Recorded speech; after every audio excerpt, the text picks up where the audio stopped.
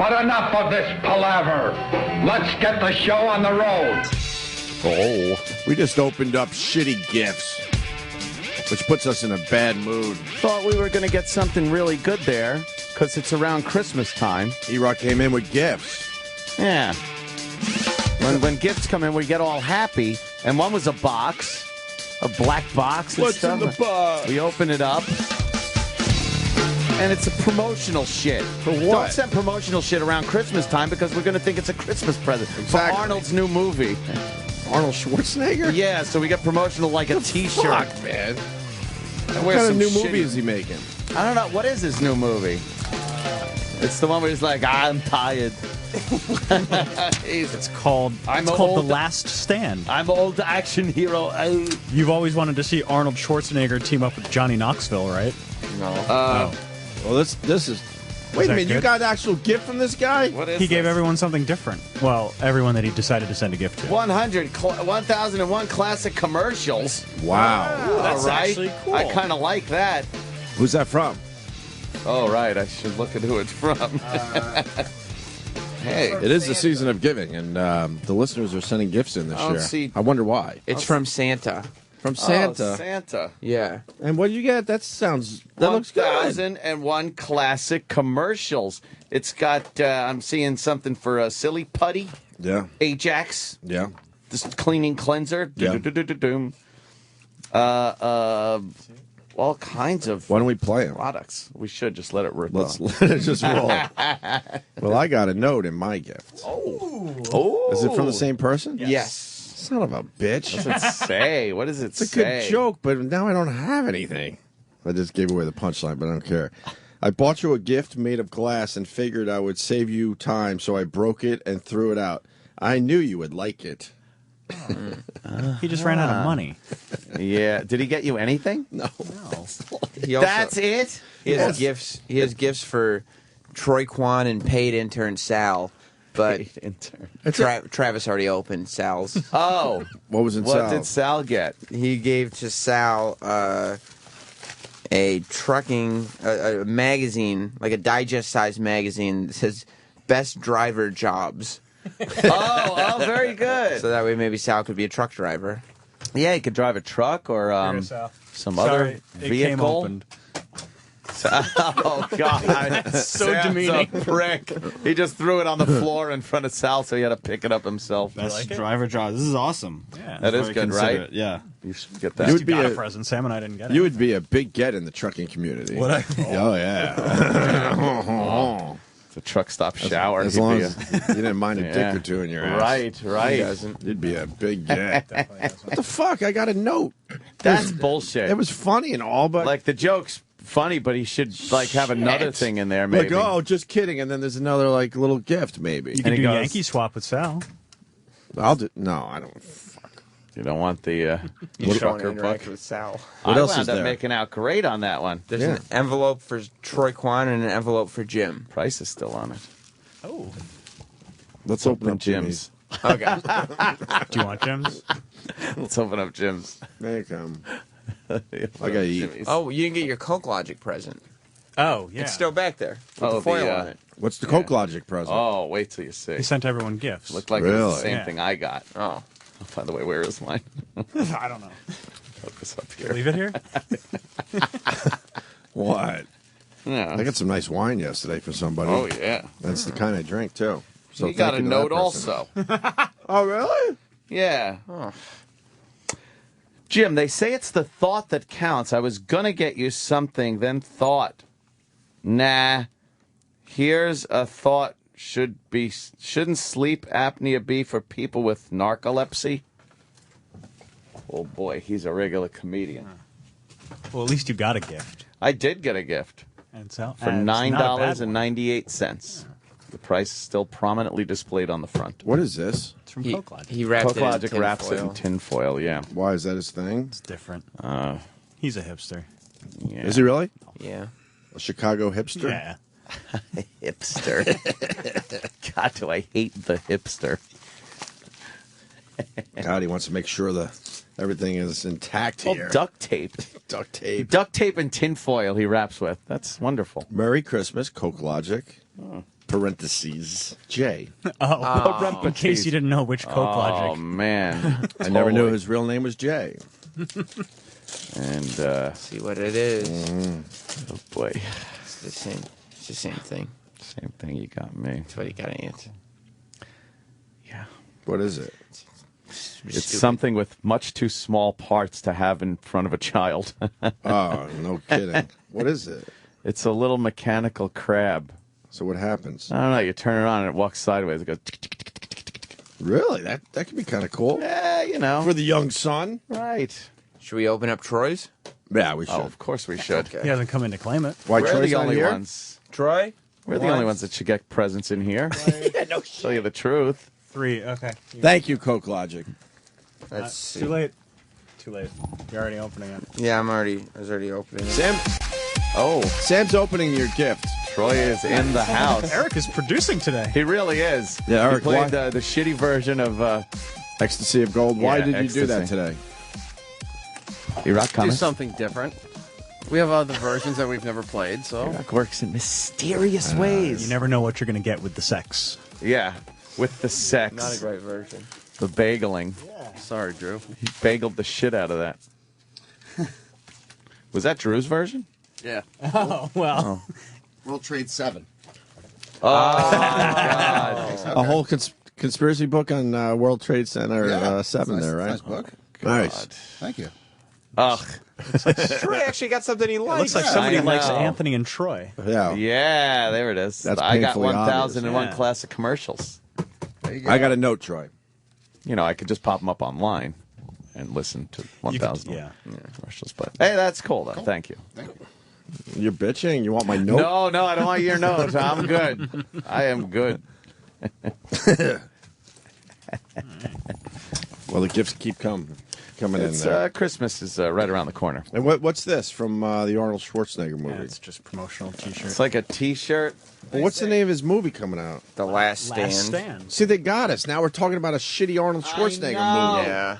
Oh, look, it's tied in a little bow. Oh, it's a horrible T-shirt. These are horrid, right? I would never wear this. Nah, This is you'll a wear it. horrid. How do you explain this T-shirt? Oh, cool. It's like a It's a softball. baseball Yeah. tee. Oh, It is a yeah. baseball tee. It's pretty wow. cool. Arnold on the front.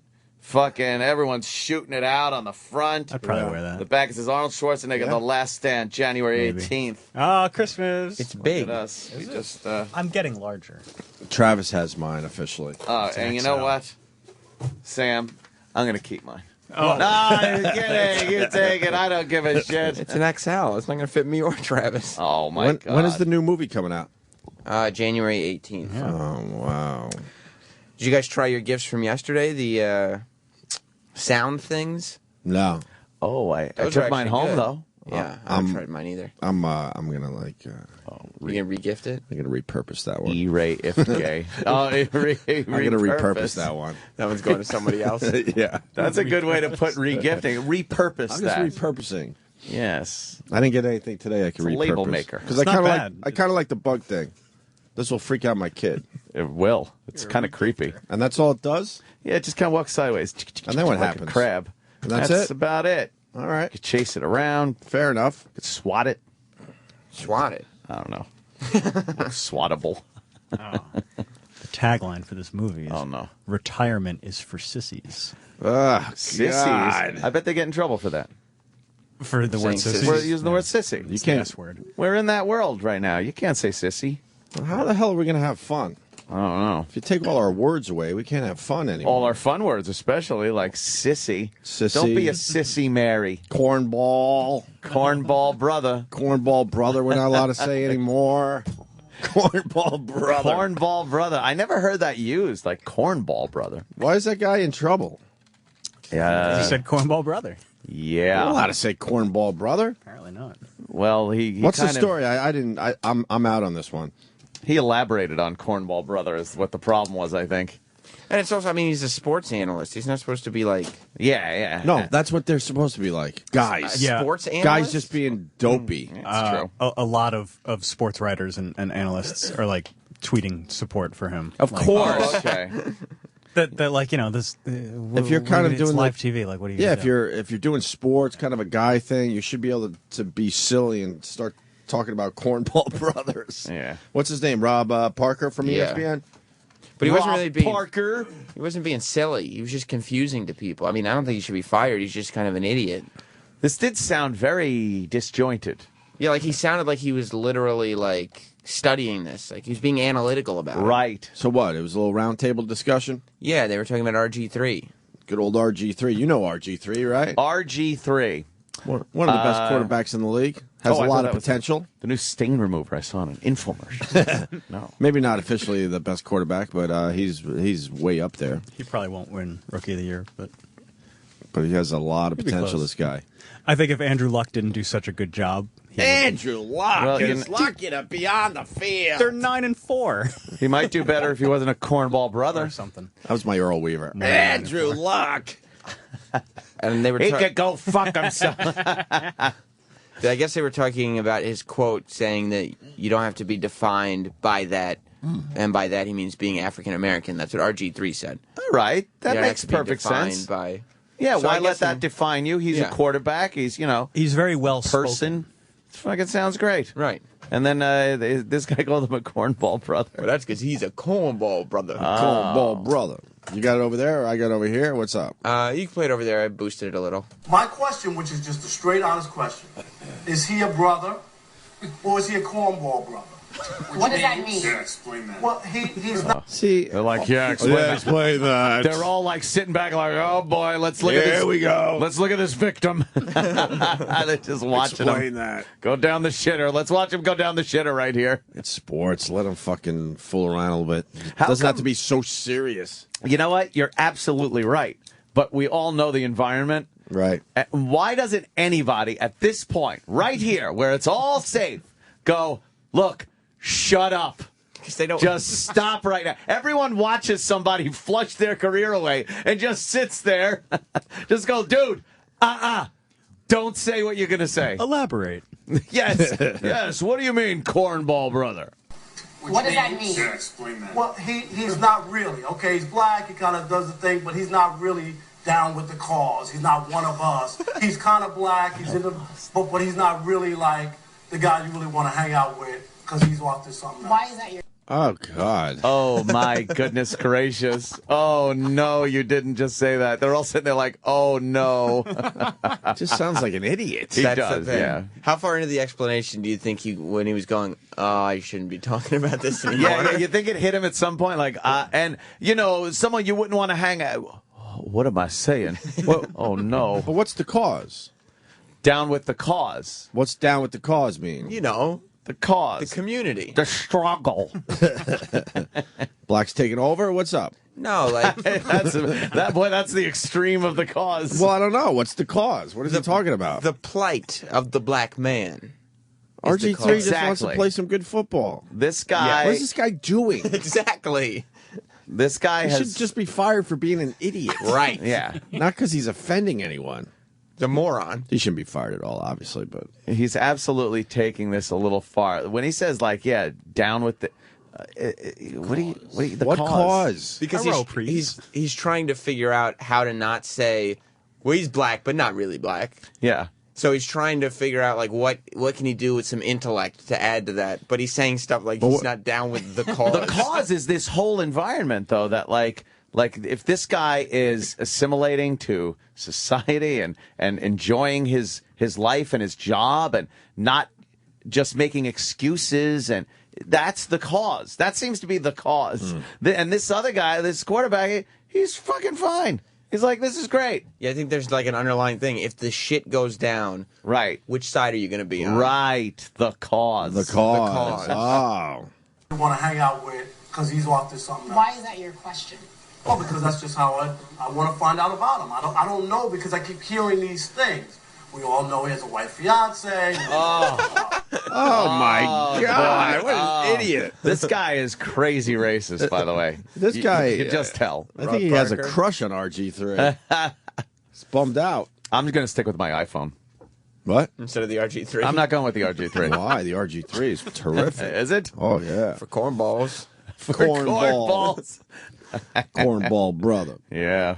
Right about now, The Cornball Brother. Check it out now. The Cornball Brother. Right about now. We got to make that before Todd does. Oh, man. Todd. That dope. He's still around. Shit. You're talking about Scott and Todd, right? Oh, yeah. Oh, I saw him on that fucking Dish Nation. Of course he's around. A show my mom enjoys. Brilliant. Oh, really? We didn't talk about this yet on the show? I think you mentioned it quickly. Does she think that's like what you do? Well, now she's annoyed because I told her the show stinks. So then she's like, well, why does it stink? So I go, well, that's like my business, but it's all like the hacky side. Yeah. Oh, she thinks it's terrific. Maybe that's how I get her to love me. Oh. Let's get some. Let's get some cameras in here. We'll do some Dish Get on Nation. Dish Nation. No, the problem isn't that she doesn't love me. Oh, my God. Dish Nation Sure, it's not stinks. dishy enough. Yeah. Oh, it's terrible. Does she want to know why you can't be more like that Todd Pettingale boy? Oh, he is a dream. Now he's funny. Right. You know, STDs are way up in those assisted living homes. I've heard that. They're What? fucking, huh? Yeah, they are. Old people are fucking? Yeah, they are. Jesus Christ. It's crazy. I don't think my mom is because What's going on? her uterus is a little droopy. Oh, my goodness gracious. But didn't A little you droopy. say there was a man that she thought was handsome in there? That was last year. That guy must have died. I don't know. Well, that's one plus. That was the one where she said he has a good body and good teeth. It is amazing what they look at that age. It's like if you get into a relationship that you're no longer interested in, you're just like, I can't wait till he dies. Yeah. And then you just wait for him to die. Yeah, because it's coming up. He's going to. It's like high school, but instead of moving on to somebody else or moving out of the neighborhood or something, you die. Right. The relationships are the same, though. Some of these assisted living places, man, they're rocking it. We went to a Christmas party. We actually had fun. Really? Yeah, they had live music. The food was amazing, and Live music, dead audience. Yes. What kind of live music was it? Was it like? It wasn't bad. It was just, It wasn't like. It's just a 1940s music. No, it was your typical shit. They were playing Christmas music, so but it's a band you'd probably see anywhere else. Sleeves was there. Okay, but then they got movie night, a game room. They got a fucking library. It's like being in a dorm situation Wow. with old people. Does your mom like it there? Dorm with death. Oh, lots of death. Lots of death. And fucking dementia. A lot of dementia. Dementia dorm. But that's like a college dorm. What are you talking about? Right, of course. You don't think there was Instead of drunk. See, you didn't go to college. There was a lot of dementia in the college dorm. Trust me. That is true. It was probably very similar. Yeah, drunk or stoned or something. You just have dementia. Right. You still wander in the hallways not knowing what the fuck you're doing. Oh, I would give those people pot. Yeah. Oh God, if They need some weed. If I get to that stage, why not? You live your life. Just You sit around in your room waiting for your loved ones to show up, but they never do now, do they? Boy. So why not give them some pot to pass the time? They could use it. Some pot. Why not? Why not? All right, let's get back to the cornball. All right, brother. cornball brother. We all know he has a white fiance. Let's talk about he's a Republican, which there's no information at all. I'm just trying to dig deeper into why he has an issue, because we did find out with Tiger Woods. Tiger Woods was like, I got black skin, but don't call me black. So people got a little... Yeah, because he's also Asian. Yes. What a fucking idiot. He's also Asian. Yeah, RG3 is way more black than Tiger Woods. Of course. yeah. Tiger Woods is half Asian. Yes. So maybe he's decided that's the side of him he wants to explore. By the way, it's not up to the public. Did you notice on that portion of the clip? That's where he realized, I think I'm in trouble. Right. Because he starts kind of stuttering, like, where am I going with this? Why the fuck am I even talking He about pulls this? the whole. He did a Troy Kwan. He's like, I'm just asking questions. Just asking Right. questions. My argument's unfounded. Yeah. What do we know about RG3? Did he grow up kind of in a white Well, environment? he's a Republican, but they're not really saying much about that. Not the morning after pill. I think RG3. it is. I think it is.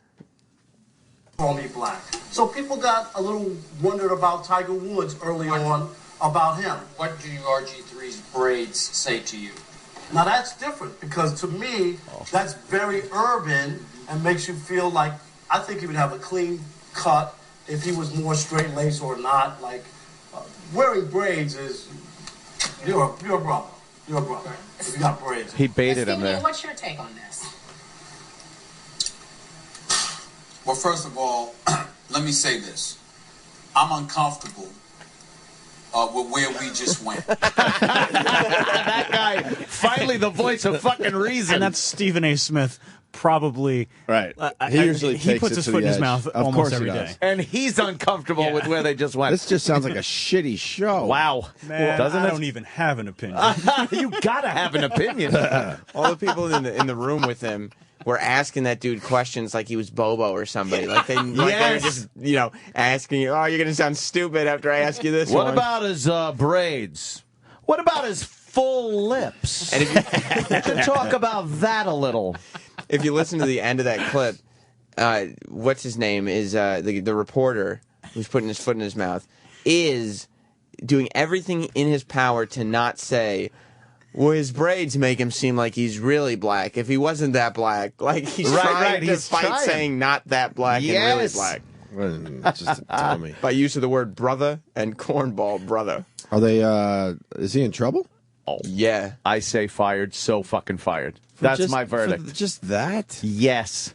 ESPN's already come out with something saying they're Oh, boy. going over. They're seeing. Get it. See, there's an internal investigation to see fired, so fired. He's an idiot, but I mean, they might as well shut down all shows that do a roundtable discussion, right? Because you're going to just put your foot in your mouth Eventually, yeah. Maybe it was a Disney slow hammer is day. going to come down on him. Yeah. Yeah, it's Disney. Oh, he's so done. Maybe, maybe it was a slow day for these guys. He just starts yapping about something. But you can't have a bunch of sports guys yapping without them they're gonna go into some areas. Yes. ESPN statement. Uh-oh. The comments were inappropriate, and we are evaluating our next he's steps. so done. Evaluating our next steps.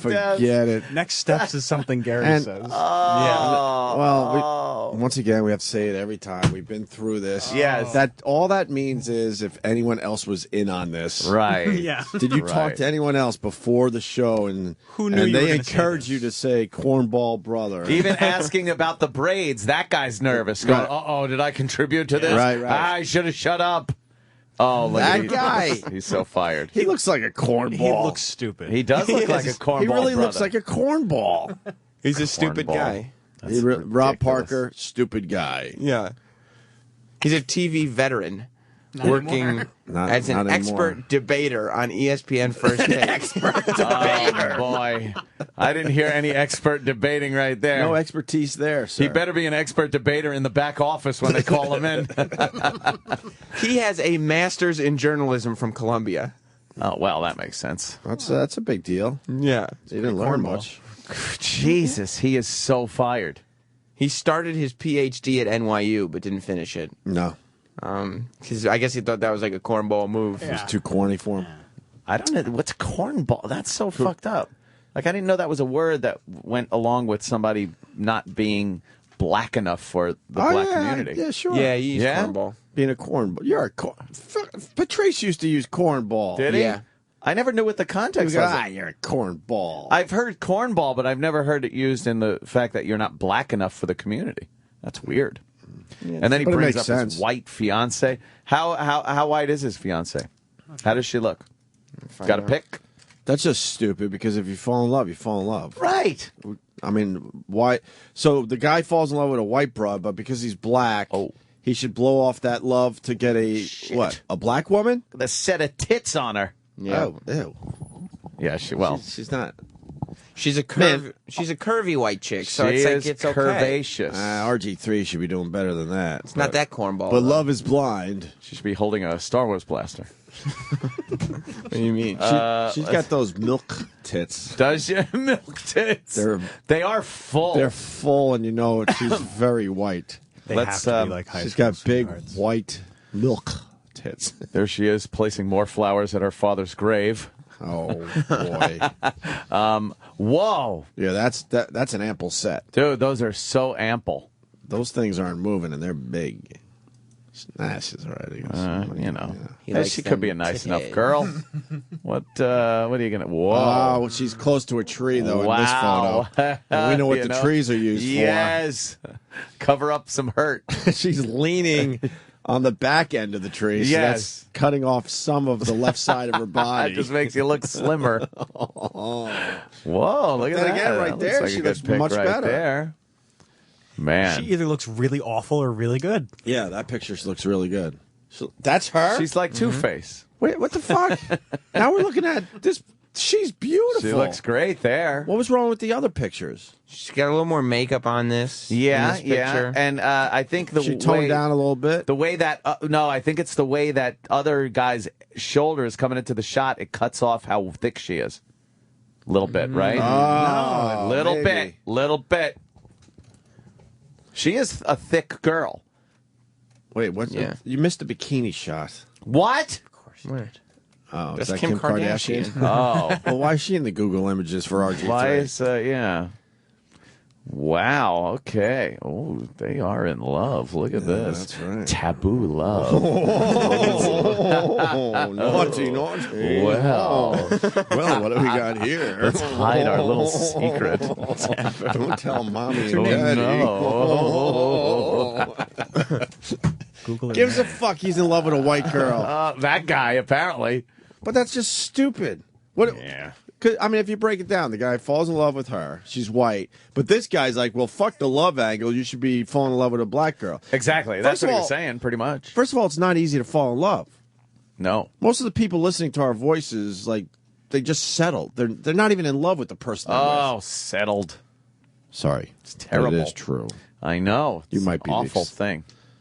The exception to the rule.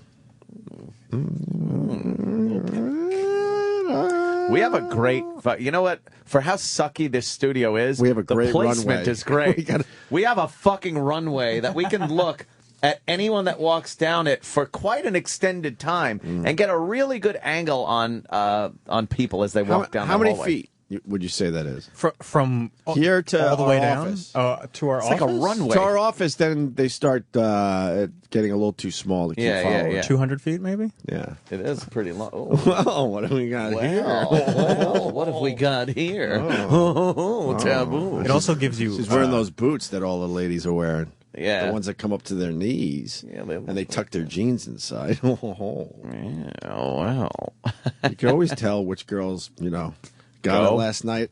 Oh, why a little? By that, the that way they walk. walk. We really get a great angle on, because we could get to the whole walk thing and the view from behind to see what they're up to. RG3, both his parents were in the military, and he got his degree from Baylor.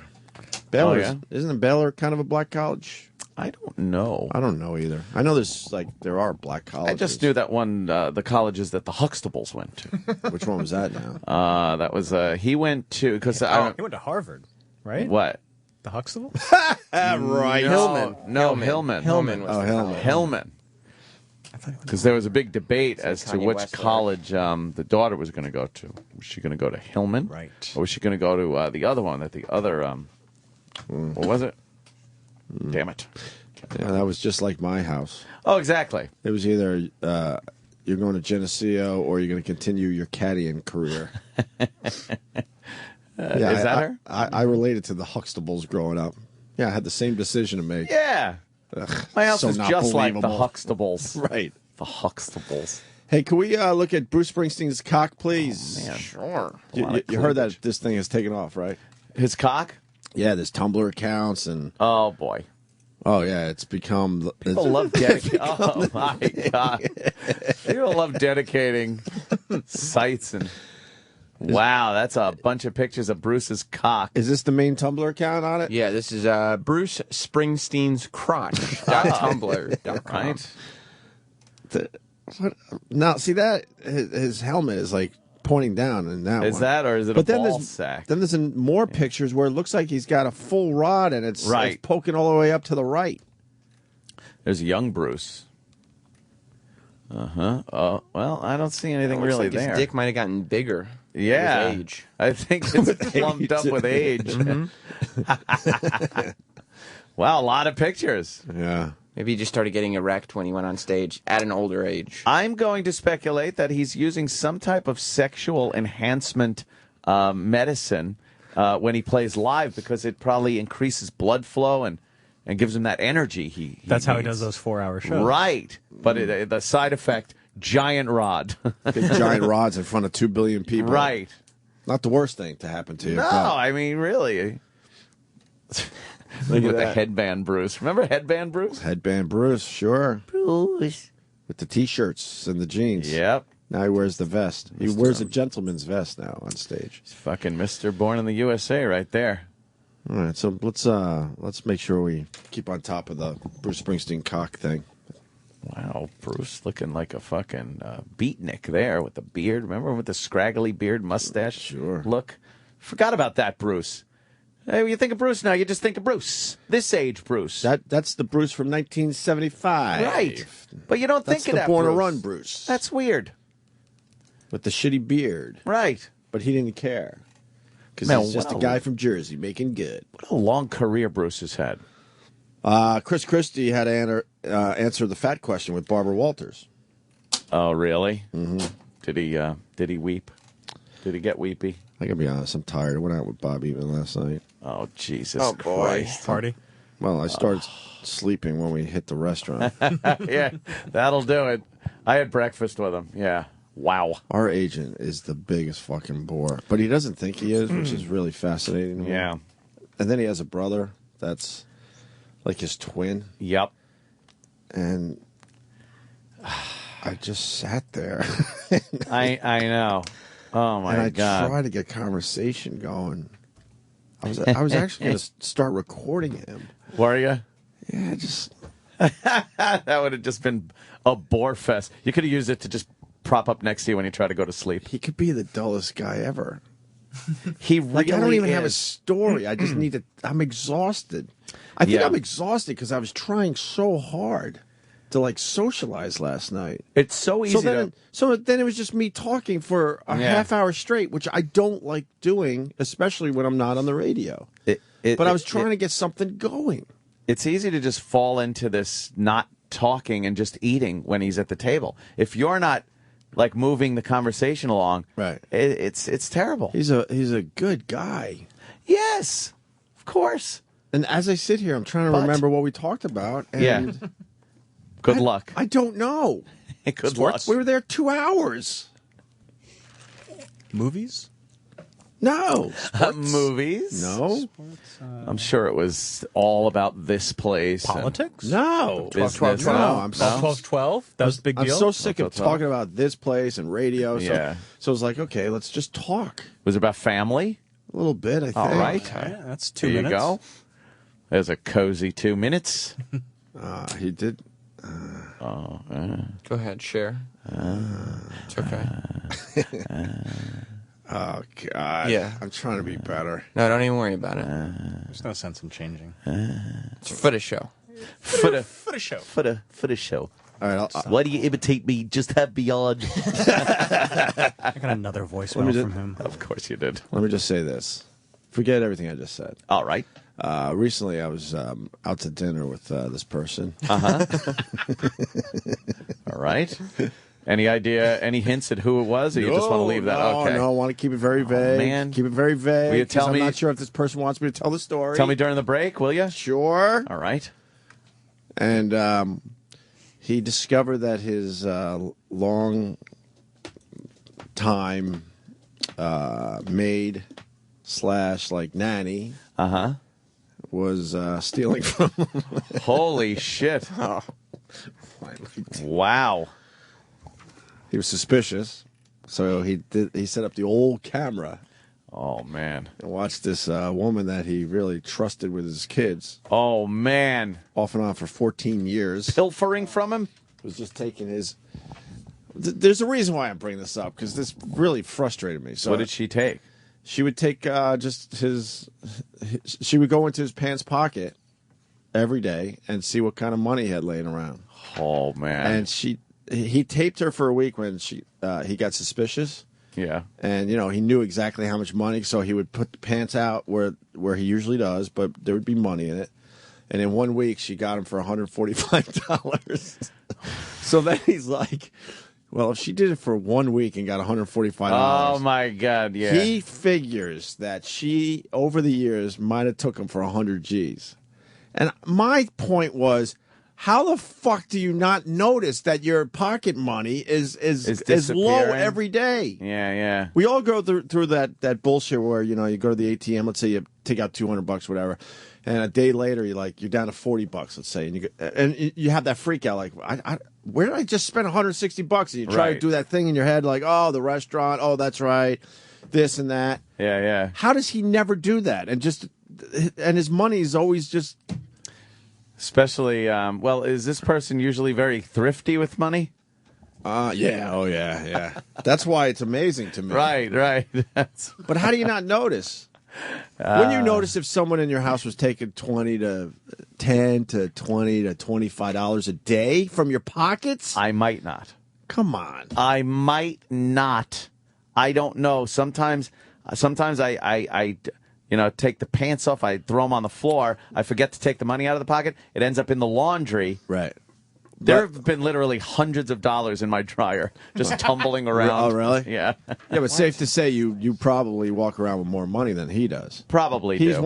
He's more on the regular range. Angie's good, too. He might She's have... not going to steal it. He might have 100 to 200 on him at all times. That's about it for him, probably. Then I would absolutely notice. Thank you. All right, I would notice that. That's what I'm saying. It's not like he has $1,000 in his pocket all the time, and she's taking a little off the top. That's a big chunk if you only have $200. Right. On you. Yeah. And probably less. I agree with that. But I mean, I guess his kid was missing $150. Oh no! His little kid at the time, like when he was 7. Aww. Fast forward 7 years, Bob is now suspicious and finally sets up cameras. I mean, not Bob. Fuck. Oh, whoever the guy is. Whoever the guy. Oh no! It's just a general name. No, there's a dog over here. I mean, not Bob. Sorry about that. I'm right. I've met her over the years. She was terrific. Really? Yeah, she really cared about the kids and all that. I bet she wanted to keep that fucking job. Well, what happens is supposedly she was doing that to send the money back to her. I'll keep it vague here. Her home country. Oh. So she was a little desperate and realized that Bob just loved pocket fucking money. Oh, loves a little pocket money. And then she was aware enough that she saw the camera and put a hat over the camera. And then this person says, "What?" This person says you could still hear my belt jingling as she's picking up my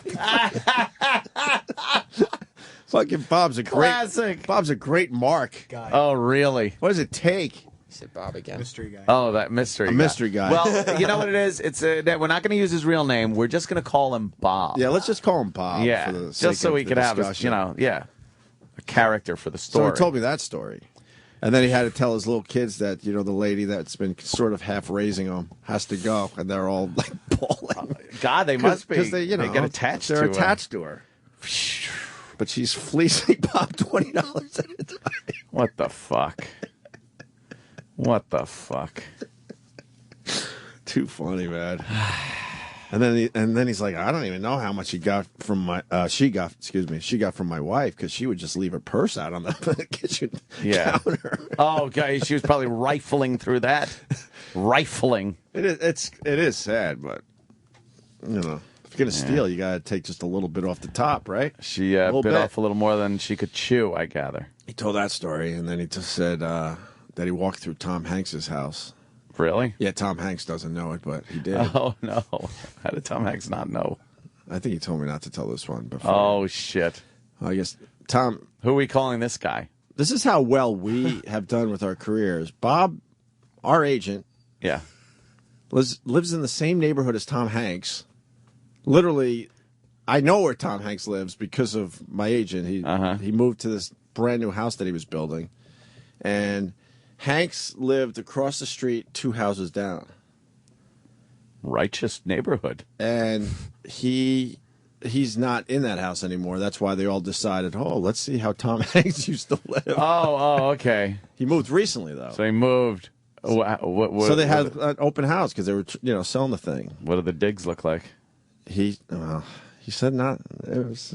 Oh, really? A little lackluster? Yeah. Considering it's Tom Hanks. Tom Hanks should have fucking. You would think he would be that doing Forrest better. Gump money, Apollo 13 money. Supposedly he was living in a $5 million. Yeah. Supposedly.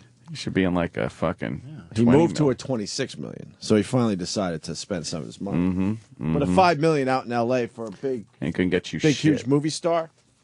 Not in the big, nice neighborhood that they live in. No. Then all of a sudden he said Kate Hudson lives in his neighborhood. Did he rat her out for having a shitty house too? Information. Well, she lives in the house she grew up in. I don't know why I know all this stuff. Yeah, she's cornball. And then she bought the house next door so she could have privacy. House next door, really? Yeah, they buy the houses next door just for privacy reasons.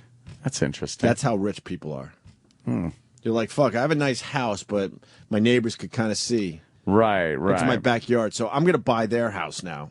And that's what they do. And then it's sort of like a little guest mansion for if you have guests coming over. Sounds nice. Yeah. That was Bob. Or, whoever. Well, no, the other story was Bob. Oh. The first story was, just a guy. We'll just call him that. Right. No problem. What else did he talk about? He's such Dullsville. These are the highlight stories. These are the big stories. Oh, yeah. He wants to put his kid in Chinese class. He wants his kid to fucking learn Chinese because he sees that as the big wave of the future. I would imagine that if you put your 10-year-old kid in a Chinese class, his head would literally explode. That's got to be. That language looks like it's impossible to learn. Yeah. It's just squiggly lines. I don't know how you read rooftops. A lot of rooftops. Like, how do you do that? It's just squiggly lines. Don't they have like 1,000 characters or something? Yeah. Which would be our letters. Don't they have like 1,000 of those things? Yeah, they mean things, don't they? Don't their letters, their individual symbols mean like things? Words. Like you wouldn't spell house HOSE. No, it would be You'd spell it. I spell house HOSE. I was being funny. And by the way, Travis, your wife told me you can't spell worth of shit. What? She spells things in front of Riley, and she spells like really fast. Oh. And she goes, yeah, Travis can't really spell that fast. He's like, what? You mean comprehend? I'm a very excellent speller. I laughed. I was laughing at you. I heard you guys had quite the day. It was hilarious. That's great. It was making fun of Travis. That's good. Glad she comes over. But no 10-year-old wants to learn Chinese. No. This kid does. No. He does. I guess. I don't know. Not being forced into it. That's crazy, man. I had a tough time with French. I can't imagine trying Chinese. It's hard to learn Spanish, and that's so close to English. Yeah. I did 6 years of Spanish. I can't speak it. No. I can understand Spanish because a lot of Spanish people are in this country, and if you want to get into a certain, I guess, field, something, I don't know. French, I see as useless. Yeah, but Spanish, they're not going to make you any money. Mm-hmm. So you know what they're talking about. Who cares? Yeah. Chinese, you know that they're taking over the world. Well, remember? Chinese, you're The going to be Chinese able are to. coming in all that. Yeah. You're going to definitely be able So to. you might be able to thwart off an attack. The Chinese invasion. Yeah, I You'll be don't able know. to pick it up on the radio and hear and go, hey, the Chinese are invading. I could tell I understood what they said. Kevin from Connecticut, Chinese looks like comic swear words to me. Yeah, in the little talk bubble over the comic's head. Right. That's it for my dinner. I don't know. I wish I had more to tell you. Yeah, I can't even tell you what happened during breakfast at all. There was nothing. It was just I finished my eggs. He paid the check, and I fucking bolted. Nice guy, but I don't know what makes him tick, man. I don't know either. And then whatever. Yeah. He found out I only check my mail once a week, and that really bothered him. Really? Because he sent a check, I guess, because I got to pay my mortgage. I don't know. Like, that's part of my brain. We just get the mail every once in a while because it's never fun. No. So I let it pile up, and then, like, once a week. Actually, we go longer than a week. It's like, let's go get your mail right now. I'm like, yeah, that's what I want to do. That sounds exciting, Bob. Let's do that. You should go down to the post office and say you don't want any more mail delivered. Right. How long would it take for your whole world to blow up if you stopped checking your mail? Oh, if you stop checking it at all? Could you last 3 months before it gets ugly? Because that would be 3 months of bills, because I don't do a lot of online banking. I do a little, but I'm still like old school. I like signing my own checks and shit like that. I get piles of bills, but I don't. But if you stopped right now, going, you know what? I'm never checking the mail again. When would they finally come knock on your door and take your shit away? And be like, you haven't fucking paid for this. Right. How long do you think you can last? That'd be a great social experiment. I think. And then Well, document people do it all the time. But document it as it's slowly happening. Like all of a sudden your lights go off one day because you haven't checked your mail in 3 months. I'd say 6 months. 6 months, and then your lights are out, your cable's gone. Yeah. Your internet's gone. They give you so many chances.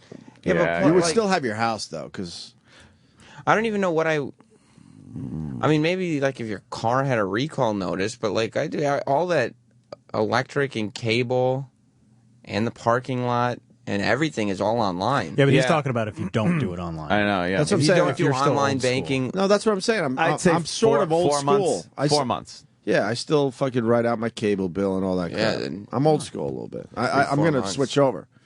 But It's so time consuming. But that would be a great documentary. Yeah. I've decided to not check my mail anymore and see what happens. See what happens. And then one day you're sitting there and your lights, And your lights aren't on. You're like, click, click, you flip the switch and nothing happens. Cable, all of a sudden they're like, fuck you, no cable. Well, what would you do about phone calls? They're going to start calling you. Well, You gotta answer your phone. Eventually they'll shut off the phone. That's true. Yeah. Cell phone companies are very fast to shut They're off the phone assholes. now. I Like, think- I didn't pay, I forgot to pay my bill once, and like 2 days afterwards, 2 days after it was due, they shut the phone off. Right. Like, They're complete assholes. 2 days, yeah. They're getting so much money from us now, too. Yeah, and then it's like a $35 reactivation fee. Yeah, you because know? it's really tough to just put my phone back online. Yeah. Jesus. That's why I like the online thing, because I'm terrible. I am terrible with my shit that I have to pay. With a check. I'm awful with it. I kind of just let things like go auto-pays and stuff. And the fucked up thing is, like, my health insurance is one thing that isn't online. Like, for some reason, I can't fucking pay that online. I don't know why. Mm-hmm. And sometimes I get like a notice going, "Hey, asshole!" And all my insurance actually, like homeowners, car, everything's linked together. And I get a notice going, "Hey, we're just going to cancel your insurance policy." I'm like, "Oh!" And then you look at the date, and it's like a month from now. Like, oh, okay, I'm okay. Yeah, of course. They give you that grace Forget period. about it for a month. Grace period. Period. Yeah. All right, what else is going on, man? What's going on in this wonderful world? Fuck, Bob, Jesus. He took the energy right out of me. Like a good fucking vampire. He can do that. He's like a vampire. Exactly. Is he living off my fucking... What? How do vampires do it again? Your energy. My energy, not my blood. Yeah. He took a bit of my essence last night. Fuck. Then he came over and played with my kids. That was all right. Aw. How was that? My 2.5-year-old is fascinated by old people. Is he? Just fascinated, yeah. He studies them. What is he, just look in their face? Oh, yeah. So, like, what is going on with that? But he doesn't know. So then we had to kind of like throw some more words in there and stuff to mix up his little brain. So so he didn't say, hi weird grandma. You got to dilute the weird grandma with other words. Oh, yeah. Hope it doesn't bubble to the Oh, surface. yeah. We were throwing a movie on and then just talking about other stuff and just like... he just started repeating it just because I said it once. Should have just let it happen. That would have been funny. Would have been. All right, should we eat and shit? Let's eat our shit. We got Katt Williams. He's losing his fucking mind. Yeah. Yeah, what's up with that? We're going to find out next, but I don't know. He might have quit comedy. He did. He retired. Yeah. And he went on a tear through Seattle. Yeah. He's just been doing crazy shit everywhere he goes. Crazy. He tore it up. He's lost his mind. Nice. All right, we'll do that. Yeah. And oh, shut up, Courtney Love. I just read that, Travis. Is she really? Yeah, she's not happy. It wasn't a reunion. Oh my God. She doesn't like the fact that Chris and Dave would say reunion. Did they say it? Did they even say it? I think Paul McCartney did. everyone but else they were was part of hyping And I They were wish he part didn't of say that because Paul McCartney knows better. That wasn't a fucking Yeah, he shouldn't have Nirvana said that. That reunion. was stupid. It was him playing with the former members of Nirvana. That's Well, all that because was. Paul McCartney should have known fucking better. Nice. She says that She's furious, by the way. Yeah, furious is the Okay, word. all right. That Kurt was the heart and soul of Nirvana. So you can't have a Nirvana reunion. That's what we without said. him. But no one looked at it as a Nirvana reunion. No one. And they've played together. So, here's the thing that the media just takes something and runs with it. Right. They've played together a bunch of times. Those three guys? Yeah, like Foo Fighters shows. Like in studio stuff like this. This was the first time they've played on national television with each other. But even last year they played at like Foo Fighters shows. Chris Novoselic did bass on the last Foo Fighters record. I don't know. So it's really not a big deal. If they sang a Nirvana song, then maybe That would be different. Maybe it would be slightly different. But Yeah, they didn't even it's do a that. song that has nothing to do with Kurt Cobain. Mm-hmm. Yeah. Paul McCartney is what the lead singer of the new Nirvana. Yeah, Shut up, stop. Courtney. Stop. Some Just people a- are calling it Sirvana. Really? Oh God, that's the douchiest. You don't like that one? Oh, Sirvana. I kind of got a douche chill when Paul McCartney said a reunion or something because we all know it wasn't. It's no reunion. Anyone that was a fan of the band knows that. Shut up, Courtney Love. It's just three guys playing together. Your daughter hates you. Shut up. Frances Bean. Frances Bean can't stand you. Shut up. Bean. Didn't she divorce her or something? She tried to, yeah. Just do one of Couple those years ago. kid things, really. Like where the kid's got to go to court. That's bad. With a briefcase. Yeah. I want to divorce my parents. If your kid's going to court with a briefcase to get away from you, You're you an asshole. fucked up. You fucked up. You fucked up. God, I would be so pissed if one of my kids wanted to divorce Oh me. my God. Really? Fucking. What the fuck? They got fucking files Right. coming into court with. Yeah, like every kid at some point hates their parents, and they're Yeah, like, sure. But like to actually, Like Yeah. saying, I don't. yeah, I got to take legal fucking action here to get away from you. I need a lawyer. I need a lawyer to get And away it's from never you. because of any type of real abuse. It's just because They're assholes. they're just assholes. The kids are assholes. The Yeah, with like physical the parents or are assholes. physical abuse or mental abuse, even you could go to like law enforcement, Right. and shit like that.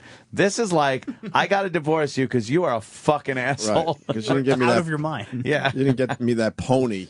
It's always over something dumb. pony. Who are some of the people that divorced their parents? Gary Coleman. Gary Coleman Coleman. divorced his parents. That was the A famous lot of those one. child stars that are getting ripped off by their parents. Didn't Macaulay Culkin do I something? think so, yeah. Macaulay. I swear to God, Steve Buscemi and Macaulay Culkin are the same guy now. Wow. And they're separated by, what, 25 Yeah, years few probably? years. Probably. I never creepy. noticed that. Oh, yeah. Show the cracked out. Okay. Yeah, a little bit. Jeez, yeah. Wow, Macaulay He's not Culkin. doing well. What happened to the cute little kid that smacked his cheeks and went, ah? That was 25 years ago. Oh, what? That's what happened. Oh, okay. Maybe 20 years. I don't know. Oh, I didn't realize. How old is that movie now, Home Alone? I think 91. 91. Wow. That is 20 years. That's That was like 21 years that's ago. the fucking 80s. 91's still the 80s. Right. So that was an 80s 1990. movie. 1990. That's the 70s. That was the first movie I was allowed to go to by myself. Did you bring your cat? Was your hair blonde? No, my parents dropped me and my brother off, and we saw the movie by ourselves. Did you feel like big boys? Yeah, yeah, the movie by ourselves. Getting used to, your mom was getting used to dropping you off and leaving you by yourself, I guess. Yeah, of course. And then you got the Buscemi. You see, it's, there's there is something there. there's something yeah. going on with these two now. Man. Well, that's what happens with celebrities. You could pick a few and they start, becoming the one. Like Christina Aguilera, I've said it on Twitter. That's Snooki with blonde hair. That is fucked up, right? It's really she used to be so fucking hot. Oh, my God, and now she's Snooki. What'd she do to herself? She plumped up. So she got a little bigger, a little fatter, let's say. But it looks like she had work in her face to the point where it's just too puffy. Dude. That's a. She doesn't. She's getting a snooky look to her. Yeah, but find other pictures. That she looks too good in that picture. That was a good date for her. But in general, man, she used to be so hot. Yeah. Show her in the hot face. Oh my God. Let's see what she. Oh, you know to just put in Maxim. That was like the issue. What happened? Look at that. Yeah. That's not her. That's a completely different person we're looking at. Yeah. Unbelievable. All right. We got Joe DeRosa coming in today. Joe. And next week, let's not forget, we got Joe Rogan. Joe. Coming for his annual visit. That's very nice of Joe. Coming in for a little checkup, are you, Joe? Yeah. I guess he's checking in with the boys. Going to be in town, is he? That's great. We love Joe Rogan. And Judd Apatow. Oh, that's right. I got to see that movie. All right. Which one is that? This is 40. This is 40. Does it look good? Yeah, it's like it's a sort of sequel to Knocked Up. Really? Mm-hmm. Really? What do you mean sort of sequel? Well, I don't. Stars the same people, right? They're not using the Seth Rogen characters. They're focusing more on the Leslie Mann and Paul Rudd storyline. Oh, Paul Rudd's in this movie? Uh-huh. Thank God. Sounds great. I was just thinking I haven't seen Paul Rudd in too many comedies lately. Thank fucking God. There's a lot of stuff going on in here. A lot of things being not said. What are you talking about? Paul Rudd? Yeah. Amazing in every fucking comedy movie he's in. Yeah? Terrific. Oh, absolutely. Plays the same guy in every movie, but makes it work. But makes it work. There you go. That's what I was trying to say. Yeah, I agree. What's the matter with your voice? Fantastic. Who are you? You got something on your nose? Who are you? Oh, nothing.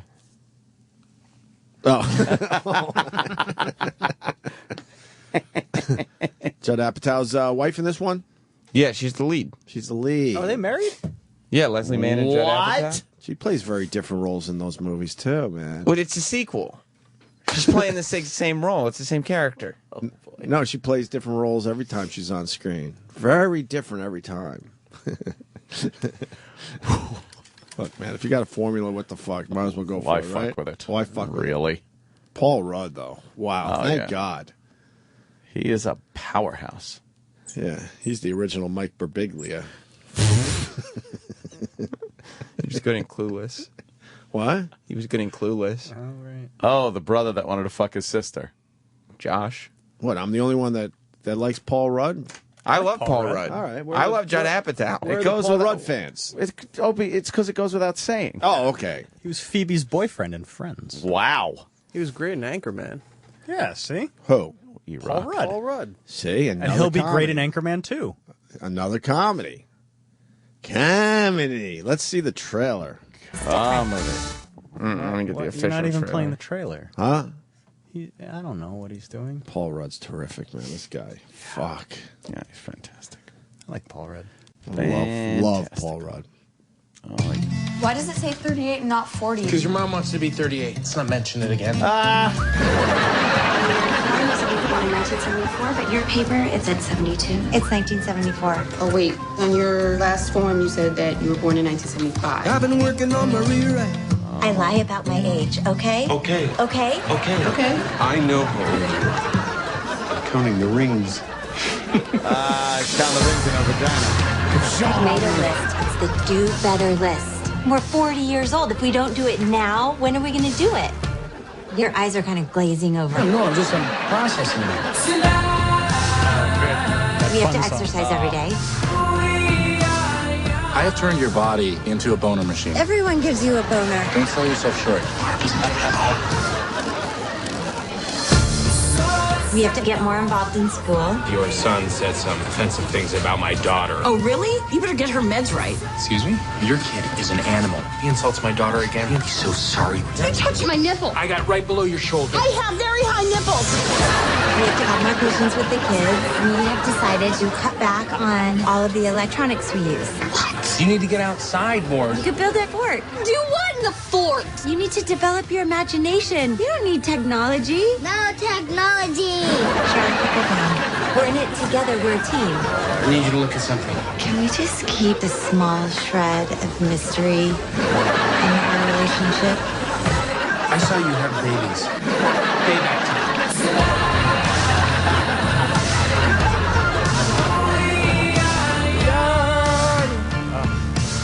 Song. Set the world on fire. You like fun?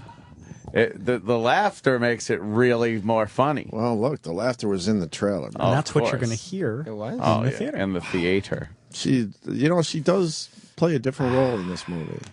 It's a sequel. She's literally playing the same character. It's a little different. I'm a big Judd Apatow fan. So am I. So am I. Mm-hmm. Anchorman. Can't go wrong with Paul Rudd. I don't mind Paul Rudd. No? Mm-mm. Neither do I. It's great.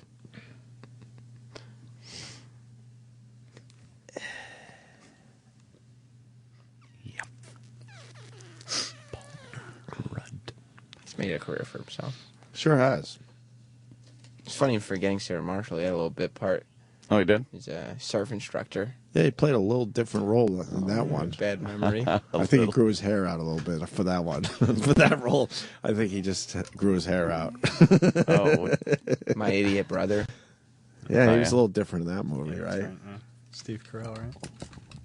No. No? My point is Dinner this. for Schmucks. Look, my point is this. He's like Ben Stiller. Funny?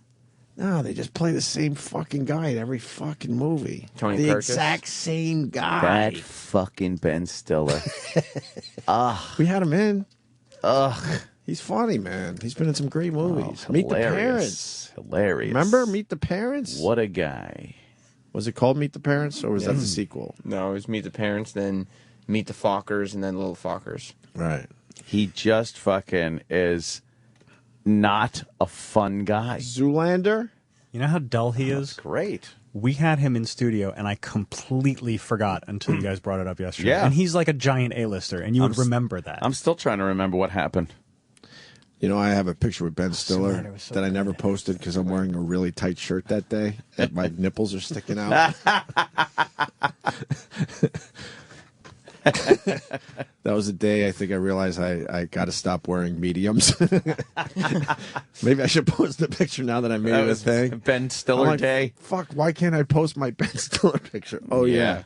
It looks like I got tits and I'm not wearing a bra. Oh, no. Yeah. Oh, no. Ben Stiller, I mean, he could be funny in movies. I won't front yo. But in real life, every time I've seen him, he's a fucking douche. Well, Mr. Serious. What movie was he funny in? Heavyweights. Mystery Men. Zoolander. Zoolander was good. Dodgeball. Dodgeball. Dodgeball. Technically, That's kind of funny. Isn't it? Dodgeball was the exact same character as Heavyweights. Thank you. Of course it was. That's my point. Sam's favorite movie. He's one of those guys that plays the exact same fucking guy in every movie. But Heavyweights is fucking awesome. And then every once in a while he'll go off script a little bit and do like a Zoolander or something. Starsky and It is? Hutch. Yeah.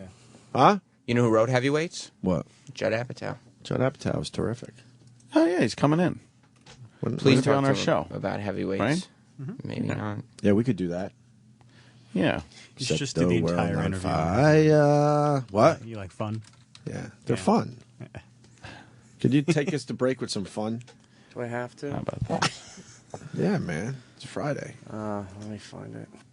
Just, switch it up a little, E-Rock. Fair enough, sir. We're Why going to be don't you play- mysterious like you. Play a deep cut from Fun. Oh my God, how awful would that be? I should. I listened to the Fun album. Yeah.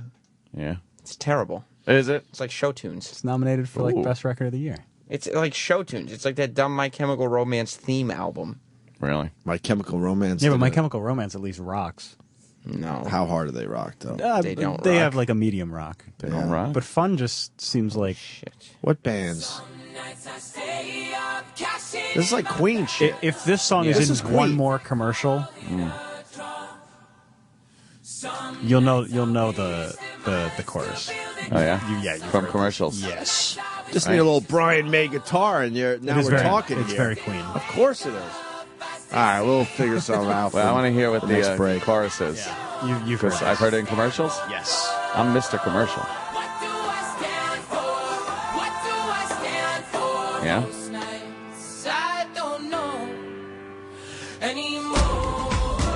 Oh, I've heard this. Yes. I just got a break. Yeah. Sirius XM, the Opie and Anthony Show. No. Joe DeRosa in studio. Hi, guys. How are you? We're discussing the greatness that is Paul Rudd. Well, and how amazing he is in every movie because he's everything he does. He's talented, Magical. he's funny, he's good looking, plays different characters very well.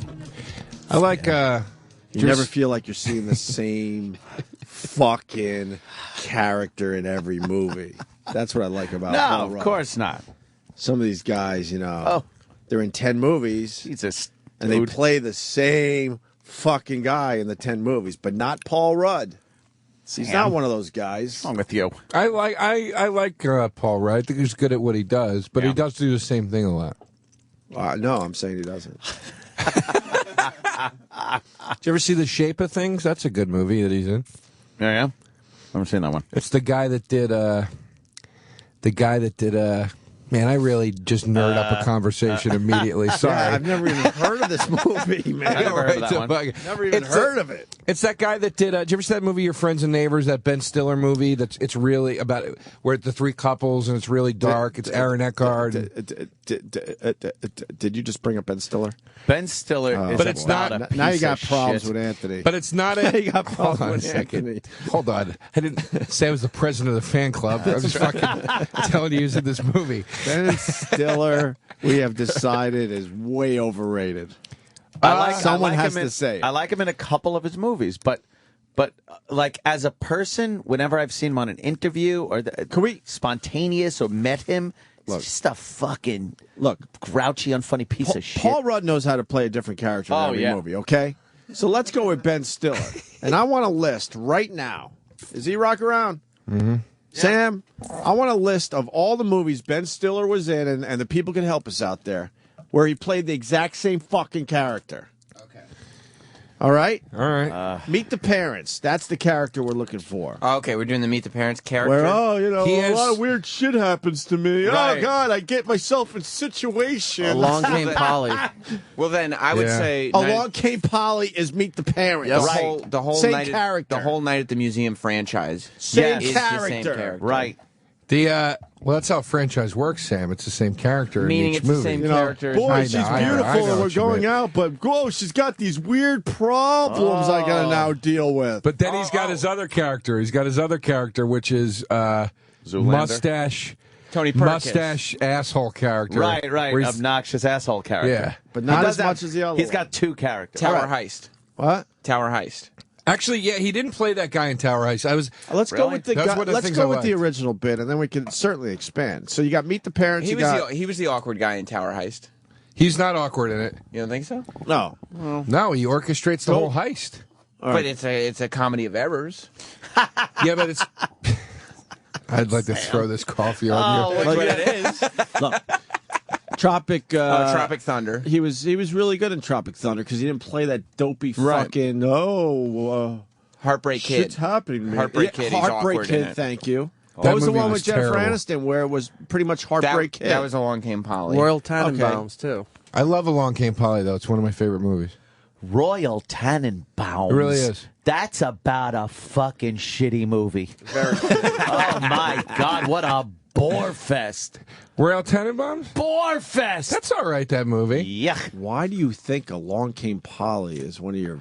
Dude, Philip Seymour Best Hoffman movies. is off the charts in that movie, first of all. He's great in everything he does. He's one of those good. actors, even in a bad movie, you're okay because you're going to get to see a great performance. I like romantic comedies. Philip Seymour Hoffman's hilarious in it. Oh, God. All right. What the Really? fuck? Are you surprised at this point? Fan of the rom-com. Are you? At this point. They don't hurt anybody, rom-coms, but I don't go search them out. I don't search them out, but Give me I enjoy 'em. 5 rom-coms you liked. Well, it's Christmas time, so Love Actually is at the top of the list this year. Oh, look out. I love Along Came Polly. Okay. I love Annie Hall. That's a romantic comedy. Annie Hall is a lot deeper than your run-of-the-mill rom-com, don't you think? I mean, I didn't say you got to always go The run of the writing mill. in that movie's terrific. Modern romance. I wouldn't say the writing in Along Came Polly's terrific. No. It's Not terrific. I think it's really funny, and I think Jennifer Aniston is as close to a perfect woman as you could imagine in that film. Not going to argue. I like the Jennifer Aniston. Yeah, she's a very funny broad. She's great in that movie. And what's it called? Is in it? What else was I going to say about it? The Sam forget. has started the list. The Ben Stiller awkward character. So we got Meet the Parents. He did that 3 times. Mm-hmm. Night at the Museum was twice, right? Night at the Museum. Same fucking character, but now it's in a museum. Same character, just in a museum. Along Came Polly. Same fucking character. But that's the single version of that character, right? Yeah. Something About Mary. Something about Mary. Definitely. Same fucking character. Right. What's that Must other be one we nice. just said? You don't even Heartbreak have to Kid. move around your acting skills. Just play the same fucking role. That's what happens to everybody. They did it with Vince Vaughn, too. I love Vince Vaughn, but it's like I can't watch it anymore. Right. It's too much. Heartbreak Kid. There's definitely more in there. Do you put Royal Tenenbaums down? Oh, yeah. Does that count? Royal Tenenbaums. You didn't like Royal Tenenbaums. Oh, it's so dull.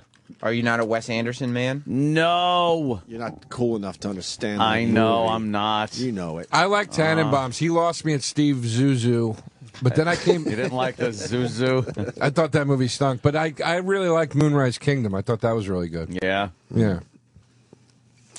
I don't know. Because he finally figured out not to make a movie 2.5 hours long. I was like, yeah, 90 minutes, in and out. Yeah. That's enough fucking quirky Bill Murray. That's all I need is 90 minutes.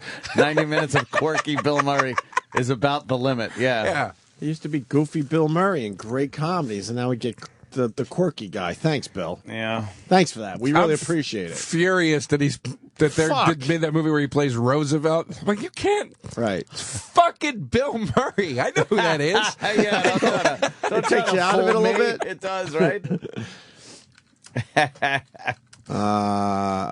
Okay, so Maybe Tower House. Tower Heist, I'm telling you, it's not. He's not awkward in Tropic Tower Heist. Thunder is definitely in the dumb and egotistical category. You think it's the same? Okay. Yeah, man. All right. Dodgeball's in the. I got for that one. I got Zoolander, Dodgeball, Heavyweights, and Tropic Thunder. Well, Dodgeball, he's over the top.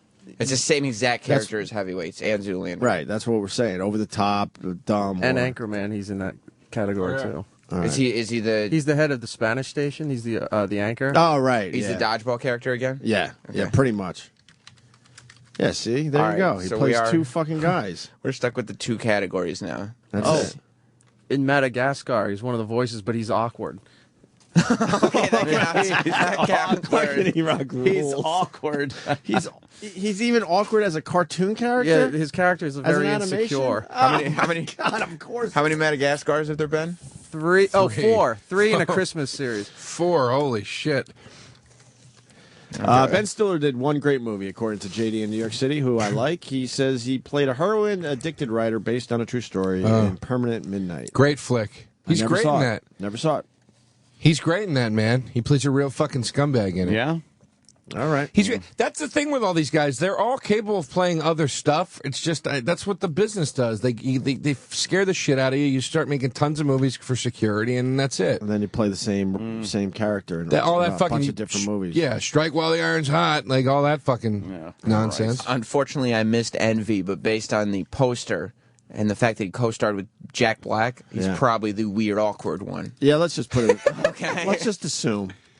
Let's just assume on that one. Oh, Jack Black is terrific, though. You like Jack Black? Oh, he's amazing. Oh. Absolutely amazing in everything he does. It's not too over the top, not too You like crazy. that. Sometimes Yeah. understated. Yes, just enough. Just enough craziness. The subtlety. Yuck. You're on a tear today. What? No, I'm just sick of that shit. What? Who else don't you like?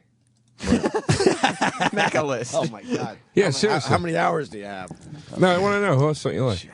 Jack Well, let's Black. see Jack Black. There's Kung Fu Panda. Right. Not too over the top in that movie. No.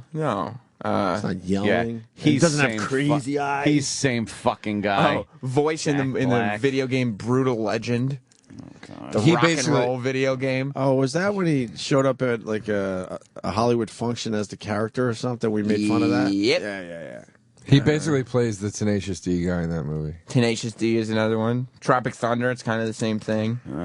Yeah, he was a little crazy in that movie. Crazy. He makes A some little loud. crazy eyes. Yeah. Tilt his head back and sideways a little. Yeah. Make some crazy eyes. Trying to do some of those old So school he does. Belushi faces. Yeah. Oh, You know, great. when Belushi did it, it was good. Yeah. Oh, Belushi stunk. Nope. Can we please go on record? Finally, somebody fucking. Can we talk about how much Belushi absolutely stunk? You know what? I'm going to drastically change my opinion right on the spot. I think you might be right. Oh, It's- shit. I he think you might stunk. be right. Animal House. He didn't talk. He was barely in Animal House, by the way. He did some physical fucking comedy for everybody. That wasn't his movie. He is so little. He's at such a small part in Animal House. That's like when you go into Walmart and you see that like De Niro 3-pack, and they fucking dug up 3 movies De Niro did in 1967. You're like, what the fuck is this? That's what Animal House is like for Belushi. He stinks. You get to dress up like a samurai. It's not fucking funny. Well, it stinks. He's detached from the rest of the movie. Almost like they brought him in to do a They fool did. around a little bit. That's what right. they did. That's exactly what they did. Yeah, right? he had nothing He's to do pretty with much the detached. storyline. No. He was a peripheral character. Yeah, he doesn't carry that movie. Not at all. Here's Belushi. Neighbors. Foreigner costume, grunting and moaning, or repeats one phrase over and over again. Cheeseburger? Yeah. That's all Belushi ever did. Cheeseburger? Yeah, cheeseburger. Or, hi! That's all he did. Repeat phrase over and over again, or fat guy grunting. Didn't like his Joe Cocker impression? He just grunts in it, right? Yeah, That was pretty good, though. His Joe Cocker was pretty grunts. good. What's it go? I think he did very well on SNL. It was just like, was he that great in Blues Brothers? Do we remember him? He's funny in Blues Brothers, but I mean, Blues it's like Brothers. he's not fucking comedic genius funny. Animal House. What other movies? 1941 was kind of a bust. Yeah. Continental Divide. Continental Divide. And Neighbors, that's it. Well, he never really had a chance now, did he? No. Here's what it is. It was 1976, 5, 7, whatever it was, right? Everybody's doing blow. He's in the right fucking circle. So all these famous people start going, what a fucking guy. This guy's a riot. He probably was a riot to fucking do blow with and watch him fucking piss in a bush and puke on himself and whatever else. It sounds like a fucking ball. Yeah, it's hilarious. And then everybody goes, we love this guy, so now he's going to be a genius. Do you know what I mean? That's how that works with a lot of these guys. Because he dropped dead, yeah. He might have been a little overrated. I think Yeah. John Candy and Chris Farley blew him away. Like no contest. Those two blew him away. Chris Farley is like hilariously fucking funny. Yeah, he I'll made a give lot you of that. shitty movies, but he's fucking I'll give you hilariously that. funny. But I mean, Belushi had a good run on SNL, that's for sure. Did you ever watch those old SNLs? No. They're dog shit. They bomb, dude. They bomb. They just it's kind of scared to talk badly about Belushi, I'll be honest with you. A lot of people hold him up to a high standard. I think sometimes you got to take things in the context of time there, Joe. Now, the mid-'70s like that type of, kind of off-the-cuff comedy thing and kind of that wacky, doesn't really have to be like traditional comedy was pretty big. You know? Yeah, you know why? Why? Because everybody was on blow. That's all you had to do to make people laugh. You think? Hey guys, I'm gonna put on this samurai suit and fucking make a sandwich with a sword. So it worked, though. It stinks. At the time, and look at like Ronan Martin's Laugh-In was the same thing for the '60s. Like that shit you would not find funny now, but back then people were fucking roaring laughing over. But here's the thing: Wait, you lived in the 60s? Holy No, fuck. no, I do remember being a tiny child. You're a child of the 60s? Tiny child. Wow. And I would sneak out of my room and peek around the corner to watch Ronan Martin's Laugh-In. I did that with the Cosby Show. You did? Yeah. Child of the I was 80s. a little too young for the I did, Cosby Show, but I definitely I did kind of took a peek from the top of the stairs. Yeah, I did that with Friends. Oh, there you go. I remember watching Rona Martin's Laughing, and it would be so cool to kind of chuckle along with that until I would hear my parents start to argue on the couch and get into a yelling match, and then I would just go back to my bed and cry. So every time you hear "Here Come the Judge" now, you start crying. Yes. Where are we at with Friends? Good show. You know what? I like the first It's on few all the seasons. time now, man. You can't get away from that show in syndication. I think it was funny. It got away from itself toward the end, but yeah, I thought it was funny. I didn't think it was a bad show. I don't like it. I But- never liked it. Never liked it. Why? Yeah. I always thought it was stupid. Why was it stupid? I don't know. It just It never looked did like they anything could for afford me. that place. Like, I mean, there was like, yeah, in New York City. Then what? That was believable. They talked even have about that a lot jobs. on the show, though. They talked about how 3 of them had really good jobs, and the other 3 didn't. But what were the good jobs? I don't know. I just remember an episode where like they talked like 3 of them had to confront the other 3, and they were like, "You guys, you just, you give us like these crazy presents on our birthday, and we can't afford to do that. Like it makes us feel very awkward." They talked about how some of them had a lot of money, and the other ones did. Okay, wait, can I speak to his point though? Oh, which point now? The thing you just said about the laughing. Yeah, About, yeah. Here's the thing though. When I watch, I hear what you're saying. I can watch it and go, "Oh, it's dated" or whatever. But I watch it and I go, I see the jokes. Oh, okay. I see what's funny there. It's like just like I can watch certain old SNL stuff. I don't think now, like, I think Dan Aykroyd's funny, but like now I'm like, I don't think it's as funny as I did when I was a kid. Right. Because it's dated now. But when I see it, I go, I see the fucking joke. Like, I see what the That makes funny sense. is here. The fucking cheeseburger. That's not funny. Like, it's It just was not funny that for the funny. time. Why was it It funny? was funny for the time. Trying to know figure why? out Because why it back was funny. then, it was all about the catchphrases, or it's something you could go to school the next day and repeat. Right. So you're going cheeseburger to your friends, and they're like, "Oh my god, it's hilarious." So you might be right in a way. I'm telling you, dude, if you're fucking... But Dan Aykroyd was like a god on that show, and now you look at him like just a silly. Like I don't think many people would consider him a funny. He's guy. not a funny guy. He does alien shows. But on Yeah, SNL, I was really into that. But on SNL, man, he was a god. When he comes back, sometime. When he came back in the 90s, he was still fucking hilarious. What was it? And what? He came back and hosted, and he did Tom Snyder, and it was Oh, you mean on fucking SNL? hilarious. His Tom Yeah. Snyder bit was great. Yeah. When he did that, what was it, Frank or Fred Garvin? Male prostitute? Yeah, that was Male awesome. prostitute. Used to do Nixon. Like, that shit was good. He did characters. I'm telling you, if it's a Saturday, 1977, it's a Saturday night, you got some fucking tush over at your place, you're blowing lines off a fucking Monopoly board, and you're drunk, and you see some fatso going, cheeseburger, you're going, fucking right, right? Oh, man. You're just fucked Joe. up, man. I think you might be right. They should bring, you might be right They here. should bring back the cheeseburger to this SNL because this SNL stinks. You Did you don't see like, Drunk Drunk Uncle, Uncle? on the 12-12-12 concert? Drunk Uncle? No. Was it funny? Terrible. Dude, It was so bad. as a stand-up, you should be very pissed. What's Drunk Uncle? I don't even know what that is. I don't It's watch one of it. their benchmark, I guess, characters on the new SNL, and they brought him up in between, the big acts, and he got to perform in front of 2 billion people. It could be the biggest bombing ever. Got nothing. Dude, And it was so Can bad. we replay it for Joe? Please. You didn't see the 12-12-12 concert? I saw some of it. I was at a Christmas party, so I was catching like glimpses of it. I didn't see the whole thing. A little social butterfly. Look at you. We all goofed on it, but it was good. It was a good concert. It was cool to check out. Yeah. I'd love to see it. But that This fucking, Drunk Uncle bit. That Drunk Uncle bit was so And you bad. got to remember, Went nowhere. in front of 2 billion people. This is what Lorne Michaels decided to give the 12-12-12 concert. Like, Yeah, I they love could it. have used You anything. You got to think it was Lorne Michaels' decision. They probably went to him and said, "Look, you got a few minutes. What do you want to do?" And he said, "Let's send Drunk Uncle." Who does the character? He's a new guy. And Bobby Moynihan. That guy's funny, man. Well, where? But this bit, huh? Where? Oh, Jesus. I've seen him be funny on the show. When he does the cheeseburger. I think Fred Armisen's really funny. Yeah, the Portlandia guy. Yeah, I wouldn't argue that point. He's really funny. Yeah, But, definitely. A lot of people saying old SNL is unwatchable. Dude, it's terrible. That Wow. show, here's the thing, that show has never been home run funny. There's a percentage of certain seasons that's fucking great.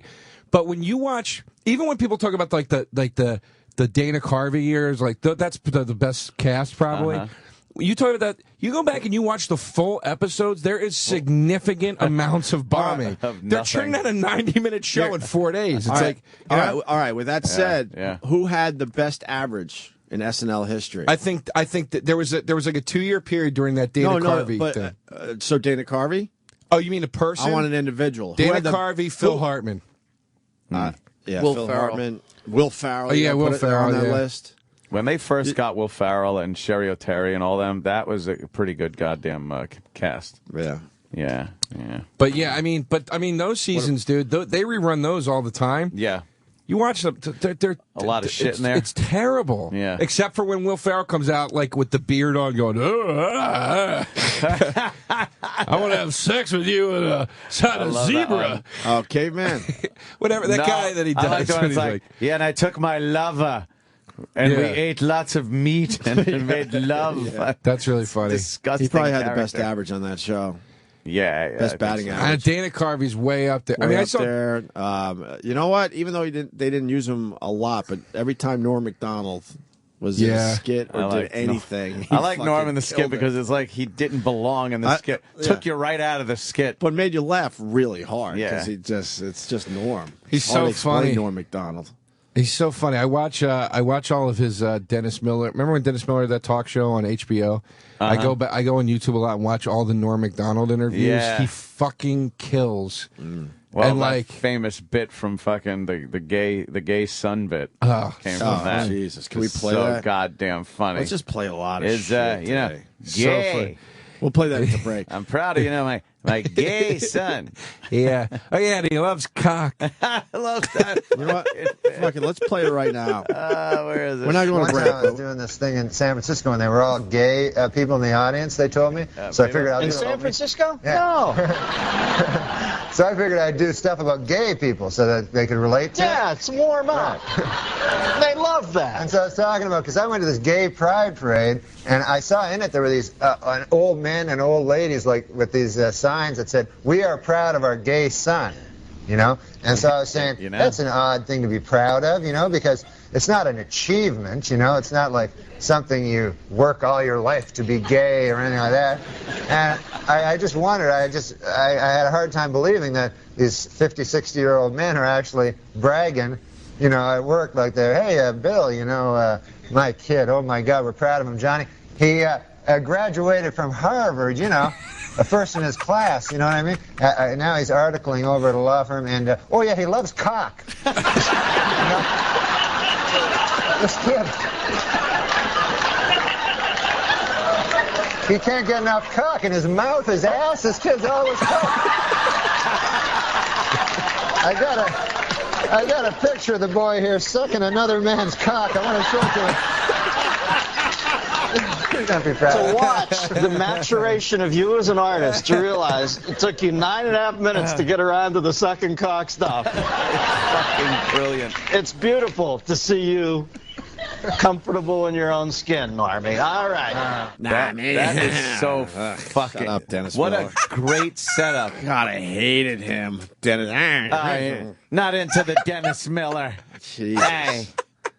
I like him. He makes me laugh. Normie. No, when he toned down all that other shit, yes, he is a funny guy, but he tried too hard with all those big words. Well, you know, the guy's acting like Pericles on a trapeze, and it's is he? epic. Okay, What? Chico. Right, Chico. God. But he does bring up a good point about Norm Macdonald being comfortable in his skin, because he's long-winded, but it's funny. Like, no one else could pull that off. Oh, man. Like, it almost feels like there's no direction to his story, Yeah, but there is a absolutely payoff. is. And he knows exactly where he's going, but Yeah.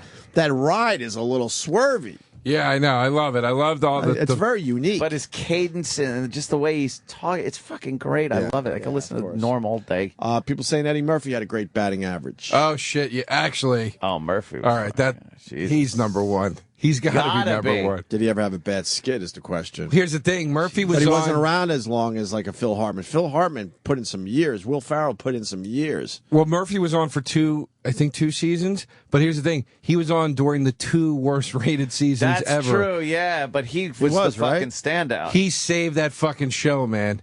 He was on during the 2 years after Lorne Michaels left in the 80s. When they used to do those seasons were so bad. They used to do sketches about how bad the season was. Oh wow! They would Wow, like, you really know your shit. Yeah, if like Bill Murray would come back and host, they'd be like, "Hey, Bill, everybody says we stink." Yeah, compared to you guys, because they were the second cast. And it's Eddie Murphy. Dude, Eddie Murphy was the only guy to have the video. Remember in the 80s when they put out Best of Eddie Murphy Saturday Night Live? That was like 20 years where they gave anybody else their own video. It's him. It's him. It's him. I put money on it. It's got to be him. Yeah, okay. And my friend just texted me, dude, Royal Tenenbaums is great. Those guys shit on everything. Fuck you. Fest. I bet he likes Monty Python, too. Ask your friend if he likes Monty Python. That Royal Tenenbaums. I made believe I liked Monty Python in high school because I thought that would be, that was the cool thing. Can we please? Because you felt like you were in a club, like, yeah, man, you get it. Yeah, I get it. I so get this Monty Python. Monty Python can suck the dead parrot out of my dick. That fucking show stunk. I made believe that. I was hanging with some of the more quirkier, fucking, I don't know, kids, and they were into Monty Python. So I'm like, yeah, fuck, this show's That great. show stinks. The fucking jocks just don't get it. I used to watch that. But in reality, I love Dr. Demento, which is like the other side of the whole comedy fucking spectrum. When I was in high school, I couldn't get enough of Dr. Demento and his dumb songs. And I had to make believe I liked Monty Python. How bad is that? I can't go with you down that road. But I'll follow you down with Dr. Demento? Yeah, no. Is it? I mean, for the time, like Ann was talking though, for the time, it was like when you had a Dr. Demento tape with the new songs that this guy found. Mm-hmm. I don't know. I liked it. Ugh. Hello, mother. Hello, father. God, all that I get shit. douche chills thinking That about was it. douchey. But I mean, he did the Monster Mash. But I did move past all that. I'm talking when I was like 16, 17, 18 years old, tops. I just picture you showed up at a party. I got a great party tape, gang. Hey, well, no, Dr. I mean, Demento. there was a guy that got the tapes, and I was on the basketball team, and when we would travel to our games, we would crank up Dr. Demento on a boombox to get hype for the game. I don't know. It was just one of the things that happened on the bus. That's all. Which one is this? Your favorite, Rapping Duke. Oh no, the Rapping Duke. So you think you're bad with your rap? Well, I'll tell ya, Pilgrim, I started the crap. When you were in diapers and wetting the sheets, I was at the Ponderosa rapping to the beat.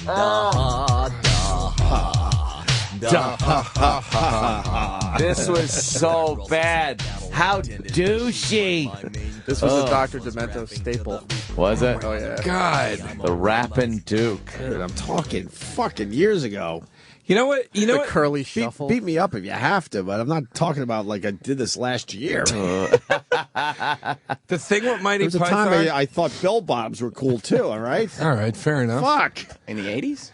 Yeah, 80s. Wow. The thing with Mighty Python was it laid the foundation for Mighty Python laid the foundation for like really funny, like Mr. Show's really funny, Kids in the Hall, like that stuff's really funny.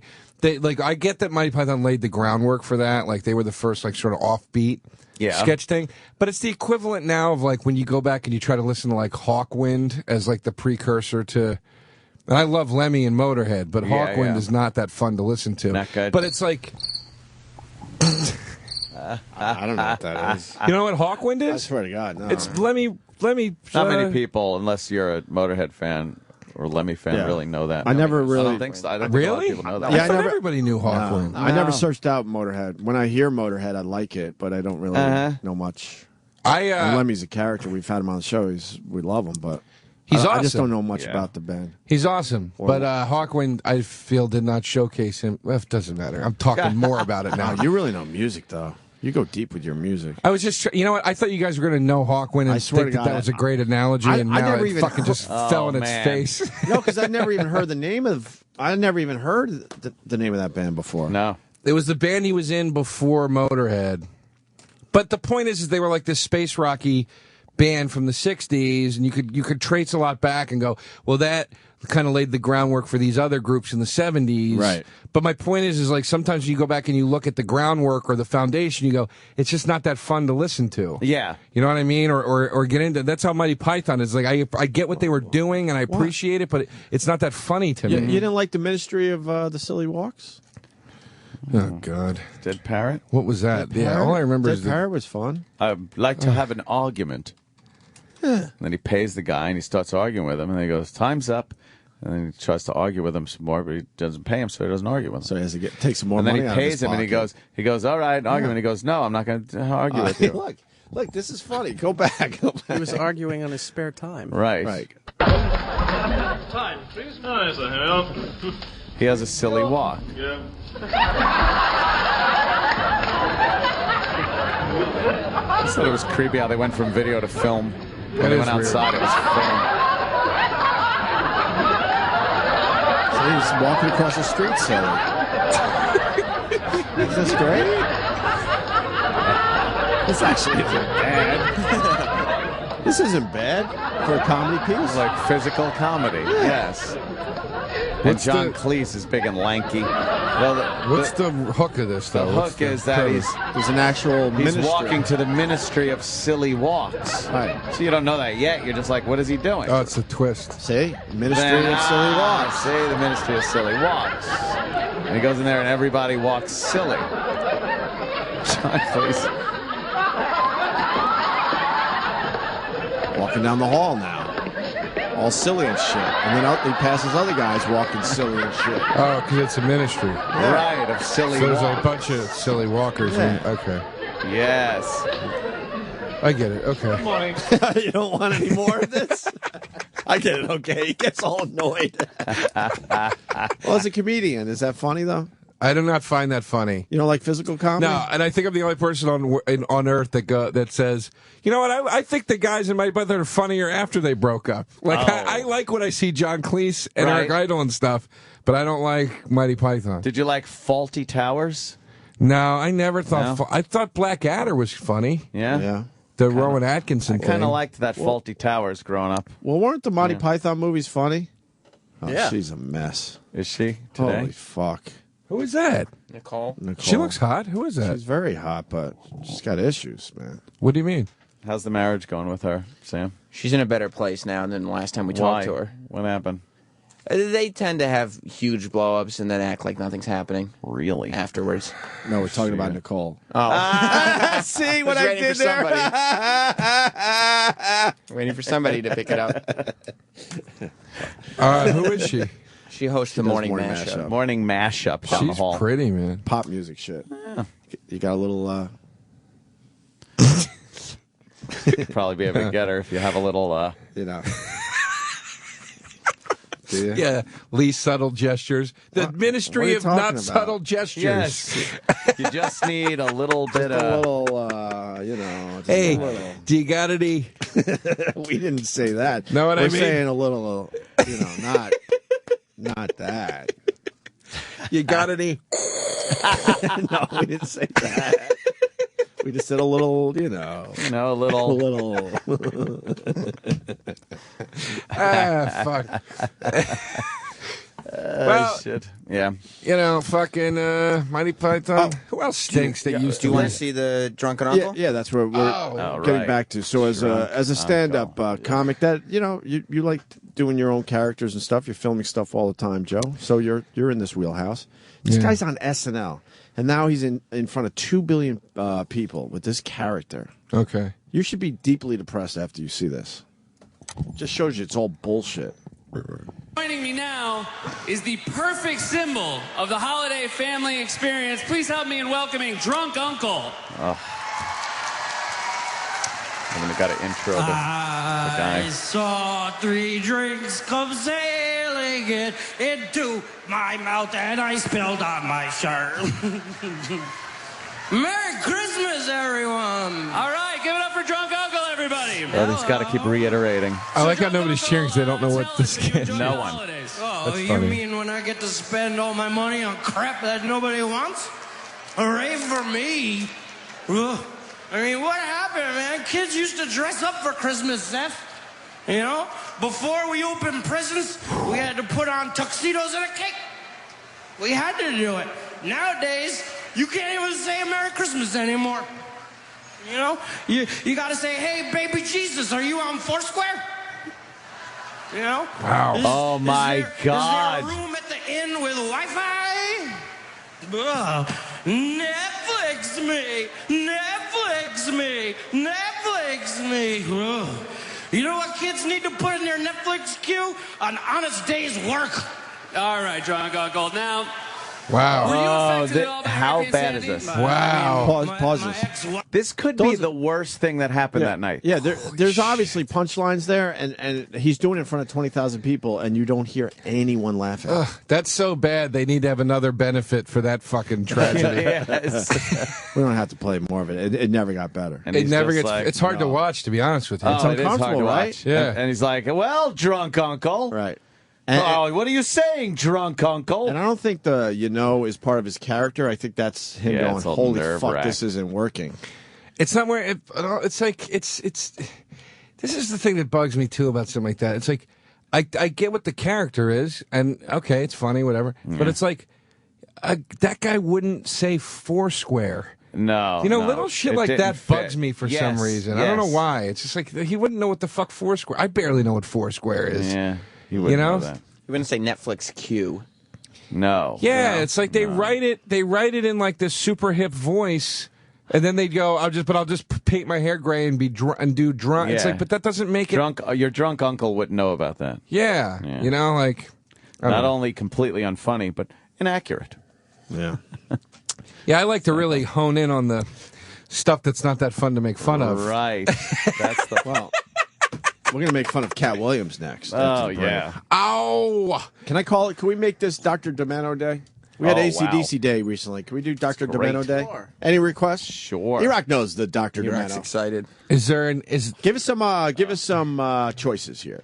is there an AC/DC Dr. Demento spoof of some Whoa, kind? I bet you boy. there's one. Some kind of hard rock spoof? Spoof. Spoof. Please play Hello Mother, Hello Father. Oh, God, it makes me sick. Wait, no. What are our other choices? His albums aren't in here. You have to know the artist, so I got to do some research. E-Rock, you got to know the artists. He made another one, Rides the Bus, famous by Weird Al. Yeah, That was did. like he broke Weird Al. He with broke that Weird song. Al with that one. That's true. And unfortunately, we're still stuck with Weird Al. Yeah, I like Weird Al. I respect him. Why? I don't think it's funny anymore, but I respect him. All right, so that's like what I He thought was the about guy. Dr. Demento in general. Oh. Maybe not the respect part, but it Yeah, was but I funny don't- at one time for me. I don't listen to Weird Al on the way to the game on the bus. I also liked Cheech and Chong growing up. Got all their cassettes. They were cassettes back then. Yeah. And I and I liked George Carlin right off the bat. Love Carlin. So it's, George Carlin and Dr. Demento in the same house. That's kind of stupid, obviously. Can we talk Cheech and Chong for a minute? Yes. But are they funny? That's another thing. I never got it. No. It's that weed humor. That was big. You know in, what, like, though? The 80s. I don't know if they're funny anymore. They were huge, though. They were I doing feel- something right. I respect them. They're legends. I feel bad of what I'm about to say. I'm going to just say it, though. Boy. Cheech is definitely not funny. Cheech is not. I've watched a lot of stuff. He's one of those guys Which where one is Cheech? The short one. Mexican. Oh, that was in that show with the other guy, Don Johnson? Yeah. What show was that again? I forgot. It was I never called watched it. Nash Cheech and Bridges. Cheech and Right. Johnson. Cheech and Johnson. Yeah. Well, Yeah, he. and then Chong is like, hey, Chong's the funny one he wasn't funny on our show. because he's fucking 80. He's 80 and a pothead. Fucking, he got to be the slowest man on earth. Yeah. They were great to us, actually. We had a lot of fun. They both came in. So are they funny? Like, is it They were, they're legends. So, right? it was just fun to talk to them. I don't remember anything I'm trying that to think stood back out. at the movies like they made with the pot. Up in Smoke and all? Fucking Up Up in in Smoke. Smoke's pretty funny. Yeah, I think Smoke so. was kind of funny, man. I think so. But then that's Yeah. it. Still smoking? Yeah. Oh, The no. Corsican brothers? No. No. Cheech and Chong's second movie, or whatever the fuck that one was called. No. All right, if it's Dr. Demento Day, Kevin came up with one, and I want to play this one, if it's okay with you guys. Kevin from Connecticut says fish heads. Let's do fish heads. Oh, if we're doing Dr. that's Demento terrible. Heads, fish, Why did people like this? holy fish,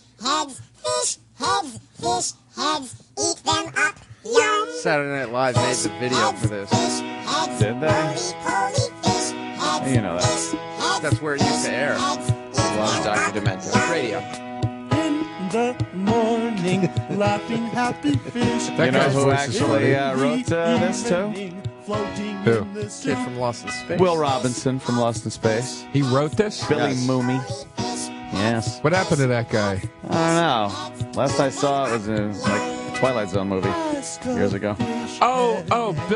He played the little redhead kid in right? In Lost in Space. But isn't he the kid in It's a Wonderful Life? The kid that sent you to the field or whatever? The cornfield, in the original Twilight Zone. Yeah. And then he was in the restaurant bar area or something in the remake of that same episode. And when they did the Forrest Whitaker Twilight Zone, they did a sequel to It's a Wonderful Life where he's all grown up in it, and it's about him with his daughter. Oh, really? That was one of the only good episodes of that fucking stinking shithouse fucking boot they did. I hated the reboots of Twilight Zone and Outer Limits and all that shit. They were terrible. I like season 1 of the 80s reboot, Twilight Zone. Seasons 2 and 3 stink. And the Forrest Whitaker one was fucking unacceptably bad. You're a very lonely man. Yeah, I got nothing. You have a lot of time. He's like, I got nothing. You have a lot of time. Yeah. To watch a lot of stuff. Yeah, I got nothing going on. I got to get married. Fred in Jersey says he likes Drunk Uncle. Yeah, I wanted to defend Drunk Uncle. Like, it wasn't funny at the benefit, but on Weekend Update every week, it's actually a pretty funny character. He's drinking scotch, and I don't know, it's not bad. It's really you should watch some of the in-studio stuff. Oh, really? I will try the in-studio stuff just to be fair, but Should we? that was a huge fucking bomb the other night. There should never be comedy at an event like that. No. Fallon's thing fucking fell flat, too, when he goes, I got to tweet this.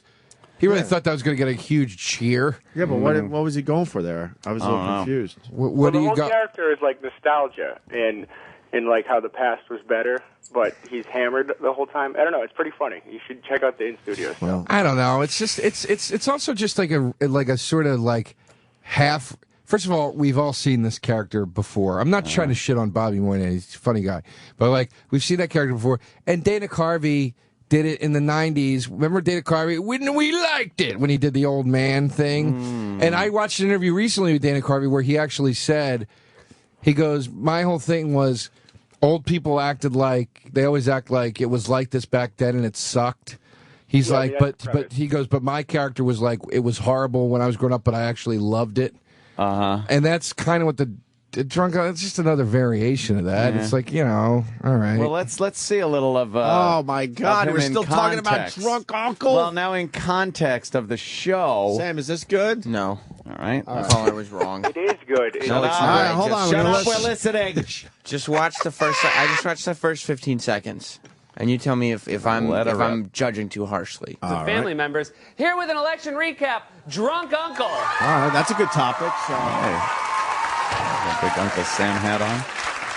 I want my country back, country back, country back. I want my country back. Chili's, that's where I drink, and then I get drunk.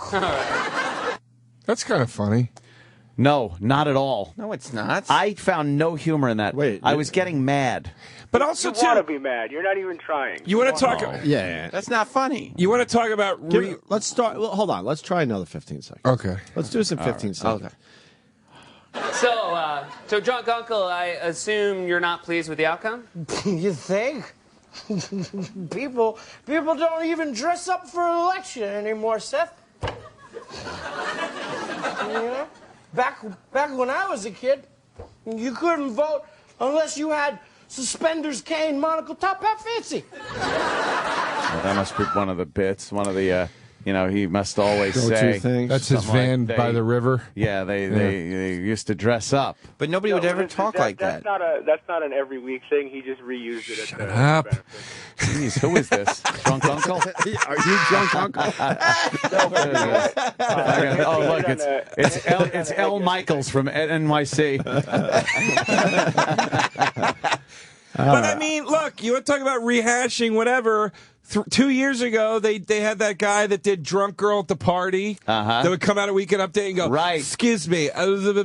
They this year, right now, they do the drunk girl that you don't want to get stuck talking to at a party. That's another character they do. It's the same fucking thing as this. And I want my country back. Fucking Mike Myers, come on, man. That's like Mike Myers did an Austin Powers 5 or 6 years ago. Yes, he was the guy that did the play 10 on years ago. Yeah, actually, Jesus Christ. The new girl who does the drunk girl at the party does a good job. I think her This name guy is just loves SNL. Man, I love SNL. I'm not Does she gonna do lie. a good job casting director? All right, you know what? You want to play more of Drunk Uncle from Weekend D. Update? Pardo. Yeah. Want to give him one more shot? One more shot. I One think more he's shot. just warming up. One more I shot. think it's a great character.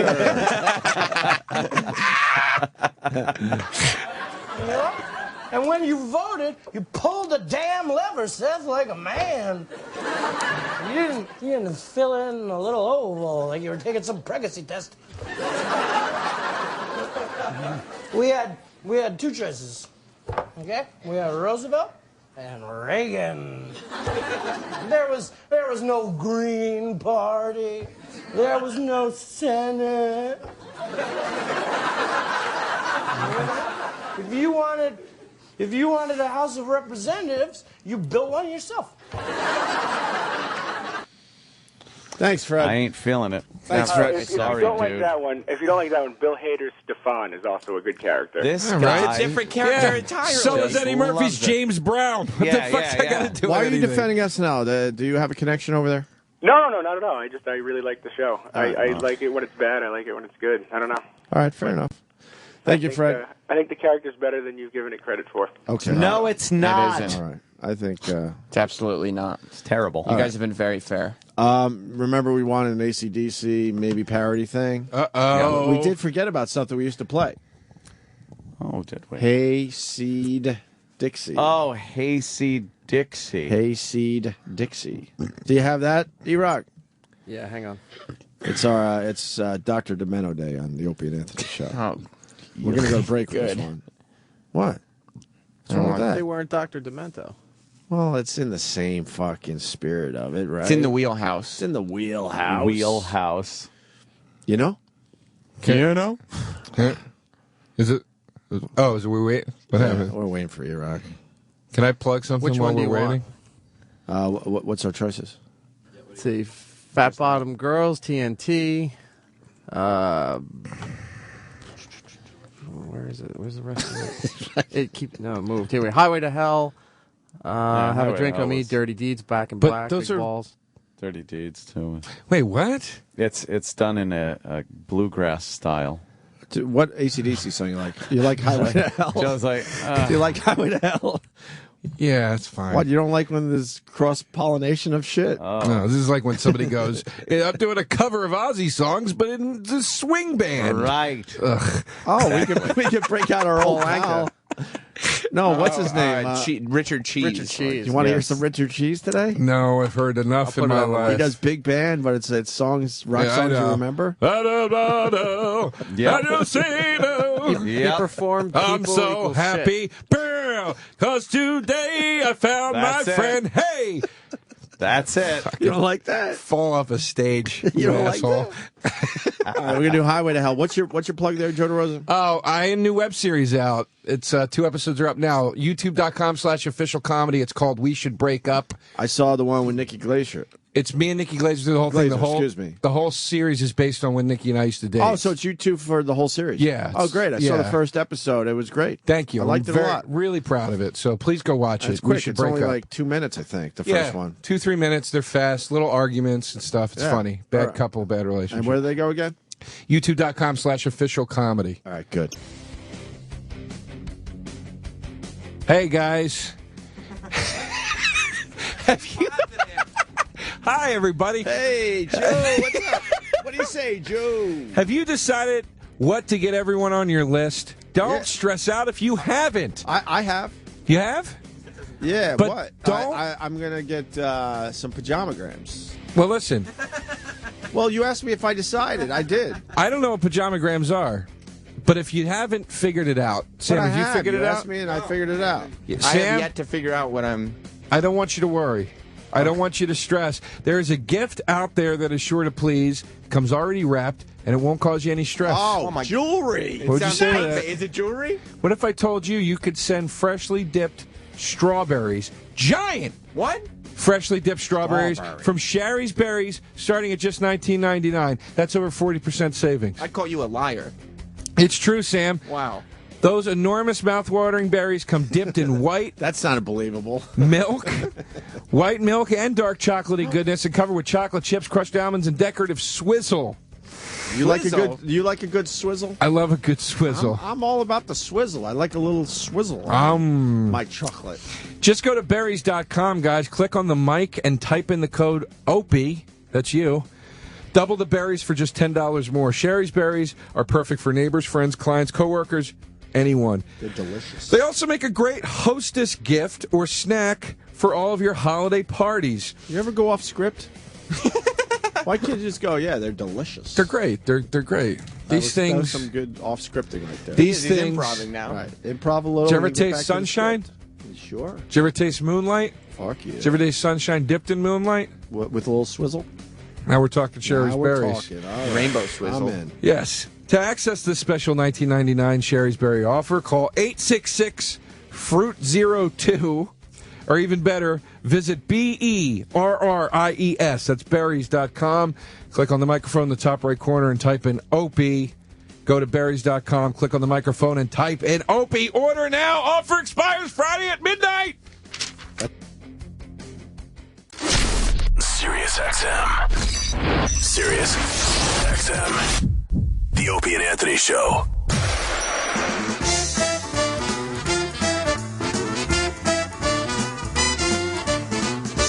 Oh, I think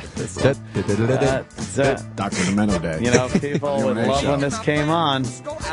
Oh, when I was a kid, man, holy shit did I love this Curly song. Shuffle's on the radio. Doing the curly shuffle.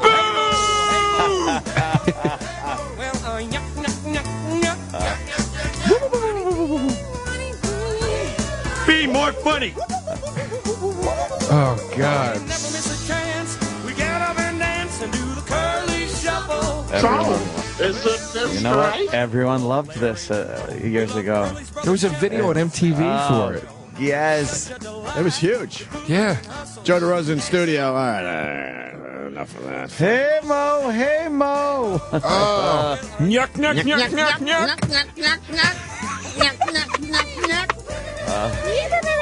Oh, Christ. Christ. Terrible. I like how Joe is breaking shit down today. You enjoying that? Yeah, like stuff we just thought was good and funny, and you started it. I'm liking it though. As soon as I came in, I really am liking this. Well, I'm enjoying myself today. It's good to see you guys. Yes. Yeah. Even though I'm going to be cutting out momentarily. That, you know. I know. I got to fucking. There's always a pooper at the party. I can't fucking. I might break it down with you today, some Joe. shit, yo. What do you want to break down? I might break it down today. What do you want to get into, man? Break it down. Somebody. When Ant leaves, I'm turning these lights low. And we're going to talk about some shit. Ah, shit. I'm breaking it down with you today. I tweeted this morning at like 6 a.m. I go, I'm on my way to Opie and Anthony, and somebody wrote back, great, 4 hours of music talk. And I thought that was really funny. I kind of like the music talk with Joe DeRosa. You go a little too deep for my taste. As far as talking about it on the radio. Yeah, it's, look, a lonely man has time to delve and explore. And But what about other stuff we thought was funny and just isn't? And isn't? Yeah.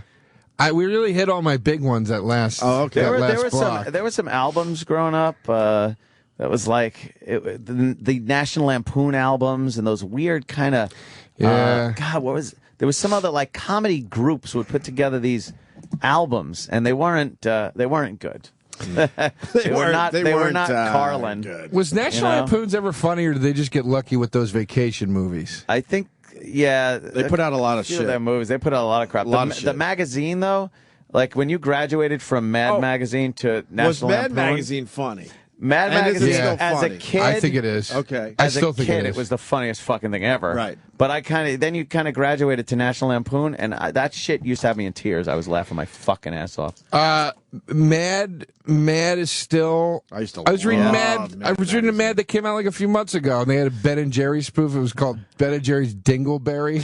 Where? It said white marshmallows and chocolate ice cream. Wait, that magazine's fucking hilarious. That magazine's still around? Yeah, they still make it, but it's like quarterly now, man. Like it's really spaced out. Oh, that's too bad. What did they have in National Lampoons though? Like what kind of stuff was? I never read It was just kind of. It was a lot of parody. It was kind of like The Onion a little bit, but they wrote like it was supposed to be a serious magazine for the most part, and just did a great job of spoofing and parodying everything.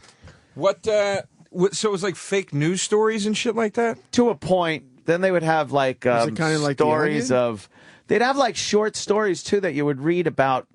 Like OC and Stiggs were a couple of characters, and it was almost like a National Lampoon Animal House-ish kind of thing. And there would be stories about what they would do and go out and fucking raise some havoc. Who were OC and Stiggs? Just two characters that were in there. But like, what kind of characters were they? Sort of Beavis and Butthead-ish. Okay. Yeah, there'd kind of be stories of what they would do. Okay. It was funny. All right. And there were like a lot of like maybe shit that you'd see in a technical magazine or Popular Mechanics, but it was totally didn't make sense and it was explained really funny. I thought it was a very funny magazine. Written All right. very well. They don't make it anymore, though, right? No, that shit's long gone. It's out. We gotta get into Katt Williams. Oh Katt yeah, Williams. I'm with you, motherfuckers. Well, he's roll with me, motherfuckers. He's losing his mind. I guess he had an incident in Seattle, and he did. More's coming out about the incident, and he just fucking lost it. This is where he got arrested, right? A series of incidents in But Seattle. now there's other stuff coming out about the what happened or whatever. Well, more details, sure. Okay, great. Stand-up comic Katt Williams has had a controversial visit to Seattle the past few days, and tonight he's telling us his side of the story. Como 4 caught up with Williams as he was ejected from a South Lake Union hotel around 7 p.m. On Sunday, Williams was arrested after an altercation at a nearby restaurant. Police say he argued with customers and threatened the manager with a pool cue. Williams is accused of then throwing a lit cigarette into a family's car, which hit a woman in the face, throwing a rock at that car, and struggling with police officers. A group of fans claims Williams assaulted them after his performance Friday night. Tonight, Williams admitted to us he has had trouble with the law here in Seattle this weekend. He made a string of allegations against police and the media. Then he told us because of his bad weekend in Seattle, he's decided to end his stand-up career. For one bad week. I'm just going to go ahead and announce my retirement from stand-up. I'm kind of done. This is... You're not really. I've already discussed it with my kids. I wasn't really going to do it on the Seattle street. I was going to go to Los Angeles and do it in the offices of ICM or Live Nation. Holy shit. But he just does it on the street. What's going on with him? That's like the third time he's retired. By the way. Oh, really? Is it? Yeah, he's retired before. So he pull this shit? Yeah. Yeah, he's just. I just don't think he handled fame very well, man. What's his problem? He's one of those guys, though, man. I don't know the guy. I think he's fucking funny. I've never heard a good story about him. Oh. I've never heard one good story about you know what I mean? He's one of those people where you're just like, I think he's just fucking crazy. I think he's probably an egomaniac and he's fucking crazy.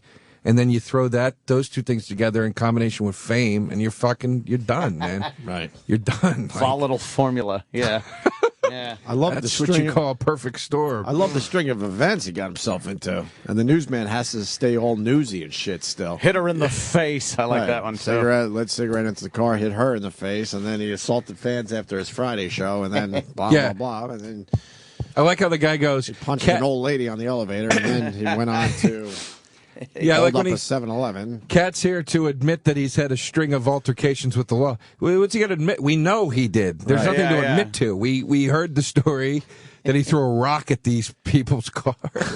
That's so funny, man. What the fuck do you? I want to know what made him snap. Yeah, I want to know. It might be being on the road. Sounds like the road is just a horrendous place to be for you guys. But what made him threaten customers? I don't know why the road is a horrendous place for you guys. That sounds exciting. It's got to be fucking Especially a if you're grind single. after a while, though. But if you're single going to a different city every weekend, what's so bad about that? It's I mean, it depends on how you're. You know what? Here's my thing. It's a little different now than it was for me a few years ago.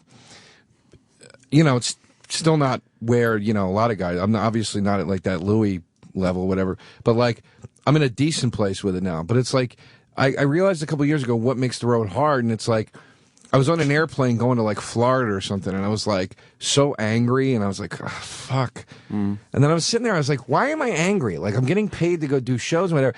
And then I was like, oh, because I'm not going to my audience right now. I'm going to a audience. And then I got to fucking deal with like the drunks, and if they don't like me, and all the bullshit, and the, you know, that's what sucks about it. And until you really sell lots of tickets, you have to put up with that, you know, to a certain extent in some places at least. So it gets tough. It gets lonely, and the vices are there. The vices are there in your ears, man. You know, it's like it's hard to go back to that hotel and just sit there. You know, people go, "Well, you go back and you're right." Do you know what I mean? Like, that's not like enticing. Like, you can do it and it's healthy to do, but why do you have to just go out drinking? What the fuck else are you gonna do? It's you know, you don't get done till midnight. Check out the city, see what else it has to offer. No, at 1 in the morning. What else are you into besides drinking? What else can you do at 1 in the morning besides eat shit food? You know what I mean? I'm just asking. I'm not saying it's wrong. No, I'm not like, being defensive. I'm saying, but what else could you do? What other things does Joe DeRosa like when he's not doing stand up and not drinking? I don't know. You drugs? I don't know. No, but I'm saying, like Bill Burr, he has to check out like a lot of sporting events. Bill, look, and he sets his schedule in such a way where he's checking out some great. Yeah, come on, Joe. Bill can great go games back on the road. Bill can go back to the. Bill has the advantage of being able to go back to the room and read about the National Trust for 3 hours. Yeah, figure out where his money's being filtered. Fucking thanks, Joe. You know, I'm thinking. I'm in a hotel, right? Okay, fucking laying there. You know what I think I'm gonna do? I'm gonna take all my money out of the bank, and I think I'm gonna. I think I'm just going to have it sewn inside my pants. I'm just going to walk around with my money on me all the time. And I figure, fuck it. They're going to take it. Just kill me. Fuck it. It does a little of that. I love it. It does a little of that. Guys, I'd love to hang out. What the fuck? Where you going? Well, I'm going to film a part in Amy Schumer's TV show. Very nice. Amy's got her TV show. And, yeah. I got it. Are you allowed to say what you're playing, or is it like top secret? I don't know, so I'm just gonna keep my mouth shut. Okay, but suffice to say, you know, it's not a fucking Shakespearean role I'm doing. Let's be honest here. It's not Othello. No, it's not gonna be Othello. It's not gonna be a dramatic role. I don't think I'm gonna get an Emmy for best dramatic role. Hey. You never know, Ant. You never know. Don't downplay it. Well, have fun. You break a leg out there, kid. Oh, thank you, sir. I'll have fun, and I'll tell Ms. Schumer. We all say hi. Yeah. All right, take Tell it her easy. hi. Have fun. Have a good weekend. All right. Everybody. See you, buddy. All right. I'll call you, Anthony. Good to see you, pal. All right, Sam. Fine. So long. Yeah. Big fat E-Rock. But hey, should we turn down the lights so we could get into it, Joe? Let me get I love the it. TV Get lights comfortable, off. Joe. Get comfortable. We're going to turn off the TV lights. No TV today. I'm sorry. I love it. Let's get into it. But get here's the into thing this with the shit. road. To go back to what you were asking? Yeah. Oh, thank God. Yeah. Turn off the lights. Here's the thing, Ope. Daytime is one thing. Nighttime is the problem. Why nighttime? Because you're saying, can't you go, like you said, Bill goes to sporting events, Well, right? obviously you should go and get your pussy and all that. But I'm just saying. But that gets dangerous. All right. Fair enough. So, but why can't you just walk around the city or the town and just check shit out? That's what I would do. That's why I'm jealous of you guys. But you could do that during the day. I'm saying at night. Aren't you just tired from after doing all the shows? Dude, though? you're wired. You get a little food. You're fucking wired. Have a beer or two. I get all that. But I mean, here's the thing. All right. If you now you're married, having a wife to go home and call right from the room and you say hi to the kid or whatever it is, you know, that you do. Oh, the lights are going down. I love it. It's never been like this in here before. We're going to get fucking talk today. I was thinking today, like on the way in, that I've never had a conversation with Joe DeRosa, so that's what we're doing today. Here we go. We're going to be different today. How intimate do we want this? So the curtain's shut, so it's just you and Joe? No, because.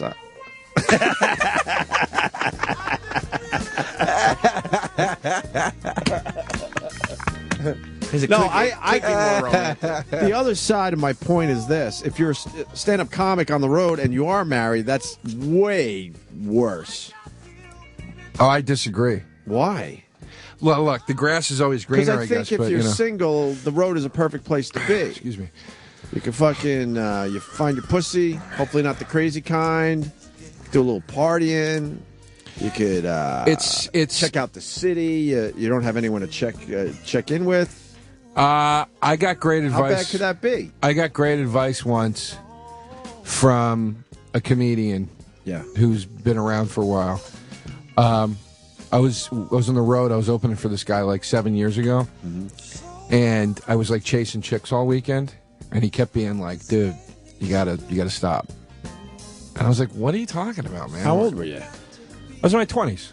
Yeah. So at the time, what's wrong with this faggot? Well, he was. I kind of was like, "What's the problem?" I don't understand. But I'll tell you, getting that advice when you're in your 20s. But I'll tell you why. Because he goes, "Dude," he goes, "I know you're thinking that I'm being like a stick in the mud or whatever." He goes, "I'm not." He goes, "I'm telling you something. I've been down this road." He goes, "Here's what's going to happen to you. You're going to come back. You're going to start headlining these clubs, and all these girls that you're fucking in these cities are going to start coming back to your shows and acting like they're your girlfriends." And he goes, "And you're going to have a fucking problem on your hands soon." And I was like, "Get out of here." And sure enough, a couple years later, it happened a couple times, and I was like, "Holy shit, that's what he was talking about." These girls start turning up again. But how can they possibly think you're having an actual relationship with them if you live in New York and they live in I don't know, name city here? Look, some girls get what it is, and it's just, you know, a good girl going, "Hey, let's just go have some fun." You gotta question the fucking mentality of a certain kind of woman. Sure.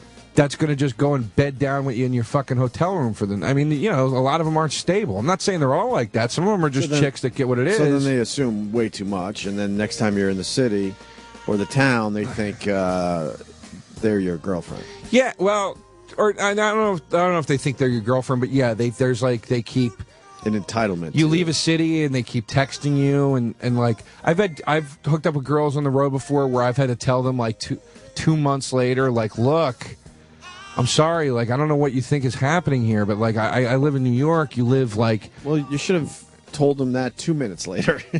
Yeah, but you know, you just I know what you're saying, but you just kind of assume like everybody understands. Everyone's on the same page. Did you ever see that? Did you ever hear that Patton Oswalt bit where he talks about when the fair comes to town? No. And he's like, and then you... How long's the bit? It's long, because it's like a whole like comparison to the president and everything. Okay. But he talks about when people would believe that Bush loved them when he said he loved, you know, and he goes, that's like the equivalent of like when the state fair comes, okay, and the guy that did Rock On is there, and you suck his dick behind the Ferris wheel, then he leaves, and you're like, he said he loves me. And he's like, sure he does, sweetheart. Yeah, he'll be back. Right. It's kind of like that. Like some girls think like, but I don't think you're giving the women enough credit. I think they know what's going on too. Some of them do. I'm not generalizing all the women. I'm just saying like they might have to play it differently, but I think they know. There are potential problems, dude. And then you get a few chicks. You get a few chicks in a row that are in your hotel room that start acting crazy. Right. You get a couple fucking criers. I've had that happen. Right. Where a chick starts crying and you're like, "What's wrong?" And she's like, I'm just drunk and I'm just get sad, and you know, and it's weird, and you're like, "Listen, I don't know what is going on in your life right now, but it's freaking me out." Yeah. So like, you know, it's just you get into weird situations, and you're just like, you know, this isn't that good anymore. All right, so what else would you like to do on the road? Look, during the day is great. But what do you do during the day? I go to a lot of record stores because, funny enough, it's easier to find a fucking record store in another city besides New York. Obviously, it's so easy to get music nowadays, but I miss the days of if you're in a different town or a different city, to go to those local record stores were just so much fun for me as well. It's a blast. Trying to find the bootlegs and all this shit that maybe some comedy records you never heard of before or whatever. Yeah, I go look for bootlegs. I'm a big movie guy, so I buy DVDs and Blu-rays, and so I go collect that stuff. I'll go to like, cool clothing shops, cool bookstores. I'll find I'll ask hey, what's the best sandwich shop in town? Like, what's your signature sandwich out here or wherever? And I'll go get that. I go to the movies. What kind of sandwiches have you had? Nothing crazy. Are you making? I can't tell if you're making fun of me. I kind of am. I mean, I'm enjoying the conversation, but I can't let that one go. Why is that weird? Kind of sandwich? Why is that weird? What's weird about that? Their signature sandwich? Yeah, you go to some cities and they'll be like, yo, dude, you got to have a fucking woogie. And you're like, what's that? They'll be it's a sandwich with... But it's the excitement. It's the like bread if and French fries. If I'm in Philly, yeah, I want a cheesesteak, of course. But yeah. But you search out the signature sandwich. Yeah, dude. You're a sad man. You're in a fucking Hilton, dude. You got nothing to do, man. You're going bad. Do you remember some of the names of these sandwiches? No, I just remember that. Which was your favorite, and what was it? It's never what been kind of sandwich. It's never been anything that was like a signature. Yeah. I was upstate. I went to the comedy club. Sit down. I got to stand for a minute. Why? I am in here. I'm up and down the whole time. You're sitting I get down gas today. from the coffee. We're doing things different. You're right. I'm today. sorry. I'm ruining the mood. Yeah, we got the lights down. We got the music. He's still playing the music. I just realized it. I forgot that it was even playing. That's so funny. So, what was the sandwich? I never. Remember? And what town was it in? My favorite food was never one of the signature sandwiches. No. But Pittsburgh, they have sandwiches that they put French fries and coleslaw on. I forget what they're called. Fuck, that sounds good. I was upstate at the comedy club. Where Brother Weeze, the club where Brother Weeze is. It's called the Comedy Club. So you might have done a beef on a wick up there. Yeah, and they have the garbage plate. That's their big thing up there. Plate. What else, man? Did you try the garbage plate? I almost got one, but I hate macaroni salad so much that I didn't get it. Why? Who hates macaroni salad? Disgusting, dude. What's wrong with macaroni salad? It's fucking noodles and mayonnaise. It's disgusting. I love macaroni salad. Oh, it makes me sick, man. Potato salad's my favorite. Potato salad's the German bomb. potato salad, if done right. Ew. Is that the vinegar one? Of course, E-Rock says ew. Yeah, it's oil and vinegar. No, that one because you stinks. like mayonnaise. We all know it. No, that one stinks. The mayonnaise-y one's the one. Nah, I like a good German potato salad. It's Ew, gotta be done no. right. Yeah. Yeah, my mom used to make that shit. I don't like it. I like the mayonnaise-y one. But anyway, there's a killer Italian shop in San Fran that I go to when I'm there. I can't remember the name of it. Yeah. But I always go to that place. There's what else is there, man?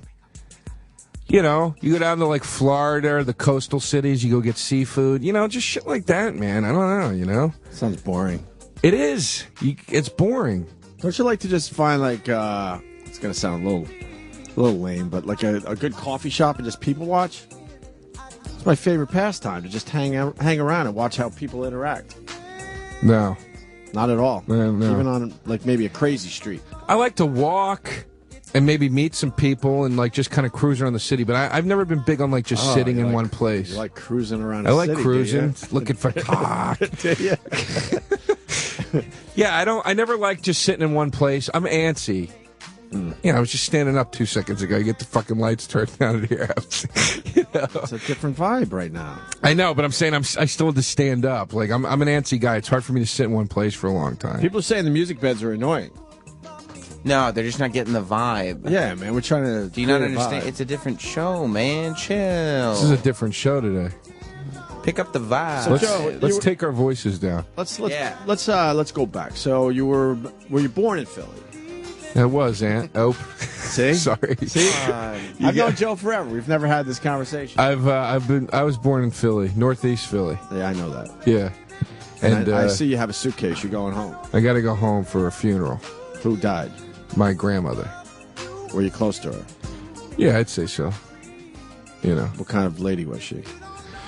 She was the kind of lady that just lit up a room.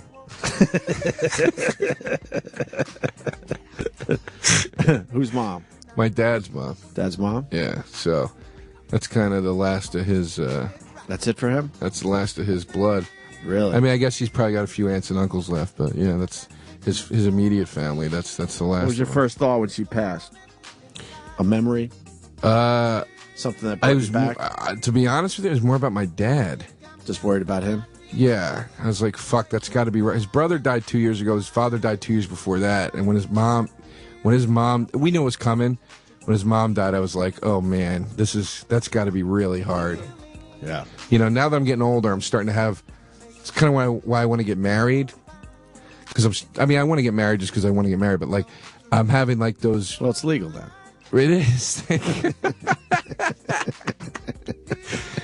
You know, it's about time, man.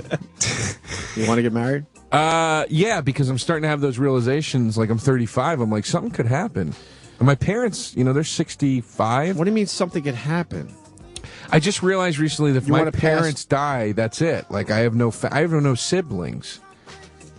Wait, so your family structure is just you and your mom and dad at this point? Yeah, I mean, I have aunts and three of uncles you. that we hang out with and stuff. I'm not. Yeah, but you the know. older you get, you kind of don't hang out with them as much.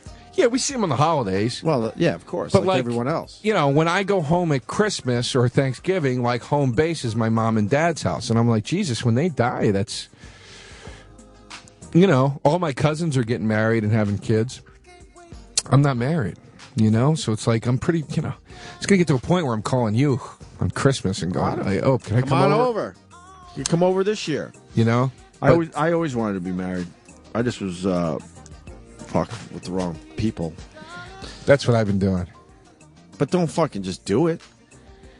I'm not going to do it hastily. A lot of people do. No, I wouldn't do it hastily. A lot of people start getting nervous about their age and their mortality and all that shit, and then we call it settling. A lot of people just settle. No, I'm not going to do it. And then you're in a living hell a few years into it. I got to be honest. Your marriage is very inspiring to me in many ways. I'm Why? not just saying that. The age that you did it at, the healthiness of the relationship, as far as I can see, it seems like a very healthy relationship. The fact that I say this respectfully, the fact that your wife is hot and cool. You know what I mean? Like, so there's a lot of stuff about the way you did it where I'm like, wow, that guy did it exactly like the way I'd like to do it. Right. He waited till he was a little older. But I wasn't waiting. But I would have been married if I found the right person. Believe it or not, I would have been married in my 20s. Right. I never waited. I didn't have a timeline. Right. I was actually giving up on the fact that I would actually find someone when it happened. That's the weird part. Well, that's usually when it happens, I think. I think so. I think because maybe it shows. Maybe you sweat differently, and the women just know that you come across desperate or wanting or something. No, you get when I fucking let it just fucking let it go and just kind of like I said, kind of gave up. Like, all right, I'll just be that stupid single guy. Fuck it, and then it happened. Yeah, that's when it happens. That's when you get laid the most. That's when everything happens. When you don't give a fuck. When you just chill out, not take things seriously. You know? It's like when you don't give a shit, it's like trying to... I always thought it was like trying to get over the border. I just got to interrupt for a second. This guy writes, John in New Orleans, dead grandmothers in a sexual feeling bed. Yep, that's a different vibe, all right. That's hilarious. That's hilarious. So you were adopted, Joe? Yeah. How does that make you feel? Oh, you want to really crack the can on those fucking issues? Well, yeah, why not? I got all kinds of shit. I got people that are adopted in my circle. My brother is actually thinking of adopting in the very near future. Your brother? Yeah. Look, it's a beautiful thing. It's nice that you can sort of rescue a kid, I guess is the... How old were you? 9 days. So they got you fresh. They got me fresh out the veg. Fresh out the Freshly box. baked. Yeah. I mean... Still cooking. There's a lot that goes along with it, though. There's a lot of subconscious stuff that comes up. When did you realize you were adopted? I always knew. I don't remember them telling me. I can't remember when they told me. Do they look very different than you? No. No. People always go, it's weird you're adopted. You kind of look like your parents. It's not like a weird match. Well, it's kind of like the dog thing. The dogs starting to look like their owners. Dogs look like, yeah. You know, I think that's what happens with adopted kids. Yeah, I think so. Why do married people look alike? I don't know. That's a little strange. That does start happening. It's fucking weird. Every married couple I know, they look alike. Yeah. And it's not like, oh, when they first started dating, it's like you notice it after like 5 years. You're like, holy shit, you guys look like something happens. You change. I don't know. fucking weird. So, I mean, obviously your parents loved you. You're adopted, and you just always knew it, which is strange. Right. So you didn't have the big, we got to tell you something, sit you down around 8 years old. No, there or was something. none of that. Did they ever officially tell you, even though you knew? What do you mean? Where they did sit you down and go, Well, they must have at some point. but you have no memory of that? I think what they did was just from the time I was a baby. I think they just would say like, "You're adopted," which means that you know what I mean. I think they just kind of worked it into conversation or Right. something. I don't remember them ever sitting me down and telling me. Wow, that seems a little weird. Literally no memory of it. I remember being about 12, and I finally started doing the math and went, wait a minute. Terry, my older sister, wait a minute. She's like my stepson. Like she has different parents or something. I remember thinking, and they finally told me, yeah, you know, she was from my dad's first marriage. You didn't know your dad had a first marriage? Oh no, I probably not so much at 12. Probably no, but I'm like, wait a minute. We're all the same. Like my mom had 6 kids, 5 births, 6 kids. The last 2 are twins. But my sister's 6 years older than all of us, and the rest of us are all in a group. We're all 1 year apart. So then I started thinking, wait a minute, why is she so much older? And finally had the realization when I started doing the math, like, wait, you guys were married in such and such year, and wait a minute, how is she older than, you know, your marriage and all that crap? Is that weird? Is that a weird thing, like your dad having a previous marriage? I always wondered what that was like. It's really strange because my dad's story is this. He married his high school sweetheart. They were completely in love. And she died of like, he didn't really talk about her much, so, you know, I don't have a lot of info, but she died of like some kind of kidney disease at like 25, 26. It's the only reason I'm here. Only reason I'm here. He didn't want to lose his first wife. That's sad, man. He ended up loving us like you know, loved the shit out of us. But That's really to sad. get to that place, he had to lose the woman that, you know, he deeply loved. That's met, really met sad. my mom, I don't know, like 4 years later, maybe something like that. A couple years later, I'm not really sure. And yeah, and then had, you know, like a 40-year marriage with her. Is he still alive? No, he died in a car accident. He did? See, this is why we're talking, Joe. We walk around like we're friends. We don't know shit about each other. I didn't know that. He died in a car accident? Right. Literally a week after we had the big press conference to announce we were coming to satellite radio. After he stuck it out with me for 2.5 years off air. Oh, my God. Yeah, but he was on his last leg. He had heart problems. Oh, that's terrible. We knew I'm it was sorry. coming, but we didn't expect a car accident to take him out. What was the accident? Can you talk about it, or is it too much? Yeah, we've talked about it on the show. Right in front of the house I grew up in. So I don't really like driving by my old house anymore. What happened? Taking a left out of the driveway, busy road, and T-bone. He wasn't driving. Another couple was driving, my mom and my dad, to just the local little yacht club in the area to have a little lunch. That's it. Got up, took his little shower, brushed his teeth, said, let's go. We're going to have a nice little lunch today. And next thing you know, that's it. He actually walked himself to the ambulance, gave all his info. But he was on blood thinners, so his brain with the blood just there's nowhere to go, so it keeps expanding, and that's pretty much what did him in. Oh, shit. So it wasn't like... He was completely with it after the accident. He walked to the ambulance. He said, yeah, this is my name. Here's my insurance card. Here's this. Here's that. Is my wife okay? Oh, my God. She was bleeding on the side of the road. He takes out his, his handkerchief. He's an older guy. He had the hanky. Sure. And was making sure my mom was okay. She was bleeding. And went off in the ambulance. And next thing you know, he, shut down. He went into a coma. Oh, my God. But he pretty much was with it all the way to the hospital. That's horrible. Horrendous. Sorry to hear that, man. But that was like 8 years ago. Jesus Christ. Yeah. But he saw my brother the weekend before he died, and my brother actually said to his wife at the time, I don't know why I just said at the time they're married, but I guess at the time this happened. This is the last time I'm going to see, my dad. He just knew. He said that? He was breathing heavy and stuff, cause just trying on pants. I mean, his heart was in a bad place. Yeah. So maybe it's a blessing. I don't fucking know. Because he was heading toward tough times. It wasn't going to get better for him, his health. Sad, man. So maybe in a weird way that it was supposed to happen that way. I don't know. But right in front of my house. You know, usually we lost pets right in front of our house, not parents. And your mom left the house after that happened? Yeah, we're out of there. Fuck that. Where does she live now? In a home. Assisted living. All right. She took the brunt of the accident. It's amazing she survived. He was actually behind the passenger seat in the back, you know what I mean? You know what I'm saying? Yeah, I hear you. So the car hit where my mom was sitting. Jesus Christ. She got fucked up. But, like, was fine after, or did she have physical problems after that? No, everything fine. Broke ribs and all sorts of shit. But she has no real. You can't tell she was ever in the accident. Jesus Christ, man. Yeah. So. Oh, it's so sad. Sorry to hear that. Not man. really. Not really. It has to happen. The whole story's sad. No, it is sad. I'm all right with it. Well, I mean, I'm sure you heal over time, but, you know, it's sad. My dad was an amazing guy. Just full of love. Never yelled. Never raised his voice, nothing. Never hit us or nothing. Was full of fucking love. Cared about, like, human beings in general.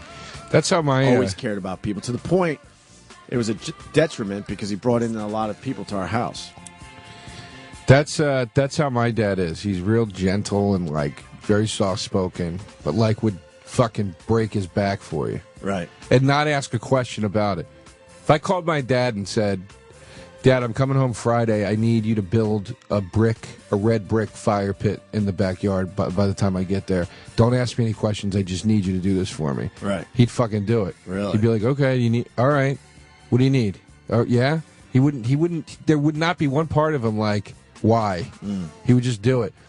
He never asked questions? He just knew you needed this thing? And... No, he just trusts you that if, I would never take advantage of that, but it's like he trusts... He's like, it's my family, and they need it. I love them. I'll do whatever I can. That's what was... So was your mom the same way or much different? No, my mom's very giving as well, yeah. Oh, okay. But my mom's my mom's the alpha personality in the relationship. So me and my mom argue a lot. Same here. She's super alpha. Like, she'll be like, shut up. Right. You know? It's like hanging out with Keith Robinson sometimes. Well, the problem with my mom, you could never confront her. My entire life, she was never wrong. Not once. Not Yeah, my mom's kind of like that. Time. My mom's kind of like that. She admits she was wrong about anything. And, some shit went down. But, so you're adopted, Joe. Why is that a problem? It's not a problem. It's just that there's a lot that comes along with it. Like what? You got parents that love you as their biological own. Yeah, look, there's a lot. There are a lot worse situations I could be in, obviously, but like, what's your issues with it? There's an ambiguity when you have a question mark about your origin. It's weird. Like, after a while, it starts to kind of fuck with you. You're like, wait a minute, where do I come from? And what is my medical history? And all these things. And it just raises a lot of questions. And you really can't find out a lot of that stuff. I could go find my parents. Have you tried? Not yet. I think I might one day. I don't know if I'm going to do it or not. I think about it a lot, though. Now, you don't do that because you feel guilt with your parents? I didn't do it for years because I didn't care. I honestly didn't give a shit. But if you feel like, all right, if I start searching out my biological parents, my parents are going to be kind of bummed out? I don't... Look, my parents would support me 110% if I had to do it. I know they would. There'd be a little part of me that felt bad about their insecurities that might come along with it. Right. But that, if I really was going to do it, that wouldn't stop me, and they wouldn't let that stop me either. They would support me. So what's holding you back? Sounds like everyone's... Dude, it's terrifying is what's holding me back. It's like, Well, we've talked I just don't know if I'm ready to try to do that. We've talked about it on the regular show. You might be missing out on being the son of a billionaire or something. Yeah, or, look, I could... What's terrifying about it? Dude, not being accepted by them? Who knows? I can't even begin to put into, like, actual thoughts what scares me about it. I don't... Really? It's so overwhelming. It's such an overwhelming thing. The process, the loftiness of the excursion itself, of doing it, like what you would have to go through to get it done, and what the anxiety that would build through that process as you got closer to it. Yeah. getting that call finally where the guy's like, I found him. Wow. And then you got to be like, all right, do you want to contact them and see if they want to, and then you got to deal with that, like, which was probably like waiting for like fucking HIV results. Sit there for 2 weeks, And then, like, I mean, it's like when I sit and think about, like, okay, if I got through all that, the moment of driving up to their house or going to meet them at a coffee shop, whatever it is. Yeah. And just that, like, moment of, like, when I walk through that door, nothing is ever going to be the same in my life ever again. But it sounds like you got to do it. I don't know. And you're a filmmaker, man. Maybe that's something you take on. A little documentary action. Yeah. You know what? You don't have to put them on camera, but just the journey itself. Because I'm sure there's a shitload of people that can relate to what you're saying right now. I want to do a documentary about my adoptive family. Actually, why? That's what I really want to do. We had a lot of loss in the last couple of years. We lost a lot of people in the family, and it's amazing to me. Where are they? They died. Oh. Come on, man. What? Come on. We're having fucking intimate time right now. You can't go for those jokes. I just said, where are they? You can't do that during All right, fair fucking enough. dim light time. You're right. It is dim light time. Right. I'm sorry, Joe. I owe you an apology. You're right. See, it's always right there. I can be serious, though. I'm doing it now. Let's go. I believe you. What kind of tragedy? Expected deaths or? Well, my grandfather died. That's kind of expected. Then my uncle died. Unexpected? Yeah. How old? Well, the first uncle was my mom's brother. He was 62, I think. He had a massive stroke and died. Then my other uncle died. My dad's brother. Then my aunt Enika died. Like 2 months after my uncle died, and then my grandma just died.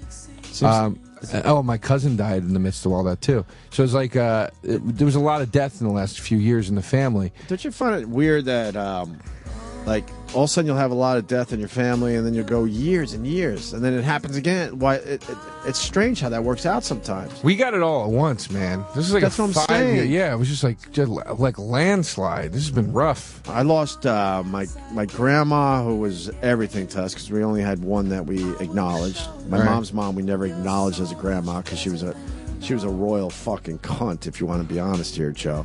Hey, we can be honest. We hated her. Mhm. We hated her. Right. Evil. And then, so my dad's grandma was everything to us. She picked up the slack big time. Like my father, just full of love and didn't give a fuck about herself.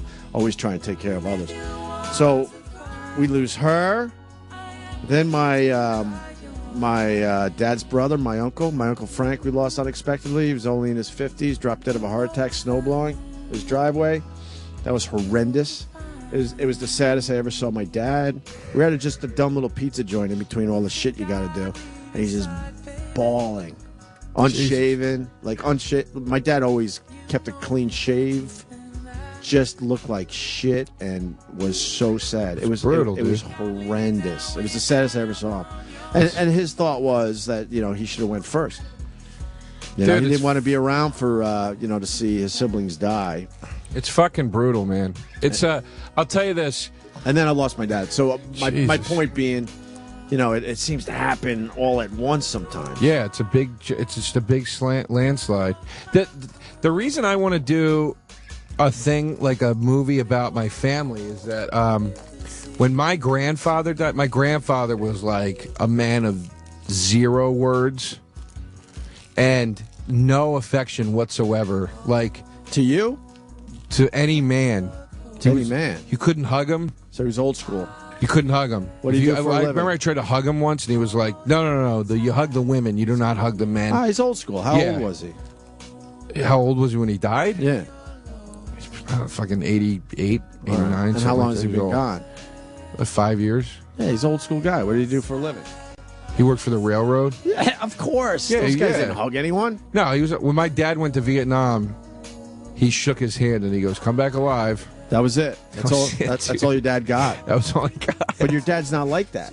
No, my dad's we're super affectionate. I hug and kiss my dad every time I see him. So why didn't he talk? Was he just depressed? No. He just was like, he's an old school guy. He talked to you. Like, if you talked to him, he would talk to you. But those old school guys talk. They just talk very differently than we do. They talk in those in silly jokes. Those.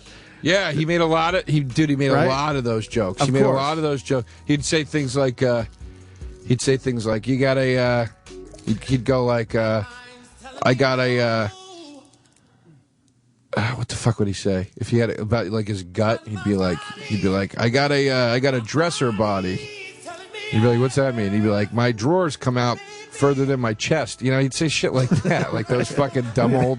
And he thought he was killing. Yeah, and he would always laugh at his own joke. But like, we're losing that art form, by the way. You hang out with the older generations, and they still could tell a good joke, but they try to make believe it's part of the conversation, but it's obviously a set up old school joke. Yeah, he just yeah. I used to go to the VA hall with my dad, and they'd all sit around with those set up jokes, and it was kind of cool to check out. Yeah, they slip them right in. It's just part of their way they talk. Yeah, I went to church the other day, like, but no, he didn't go to church. It's setting up his dumb, fucking priest touching a kid joke. Yeah, exactly.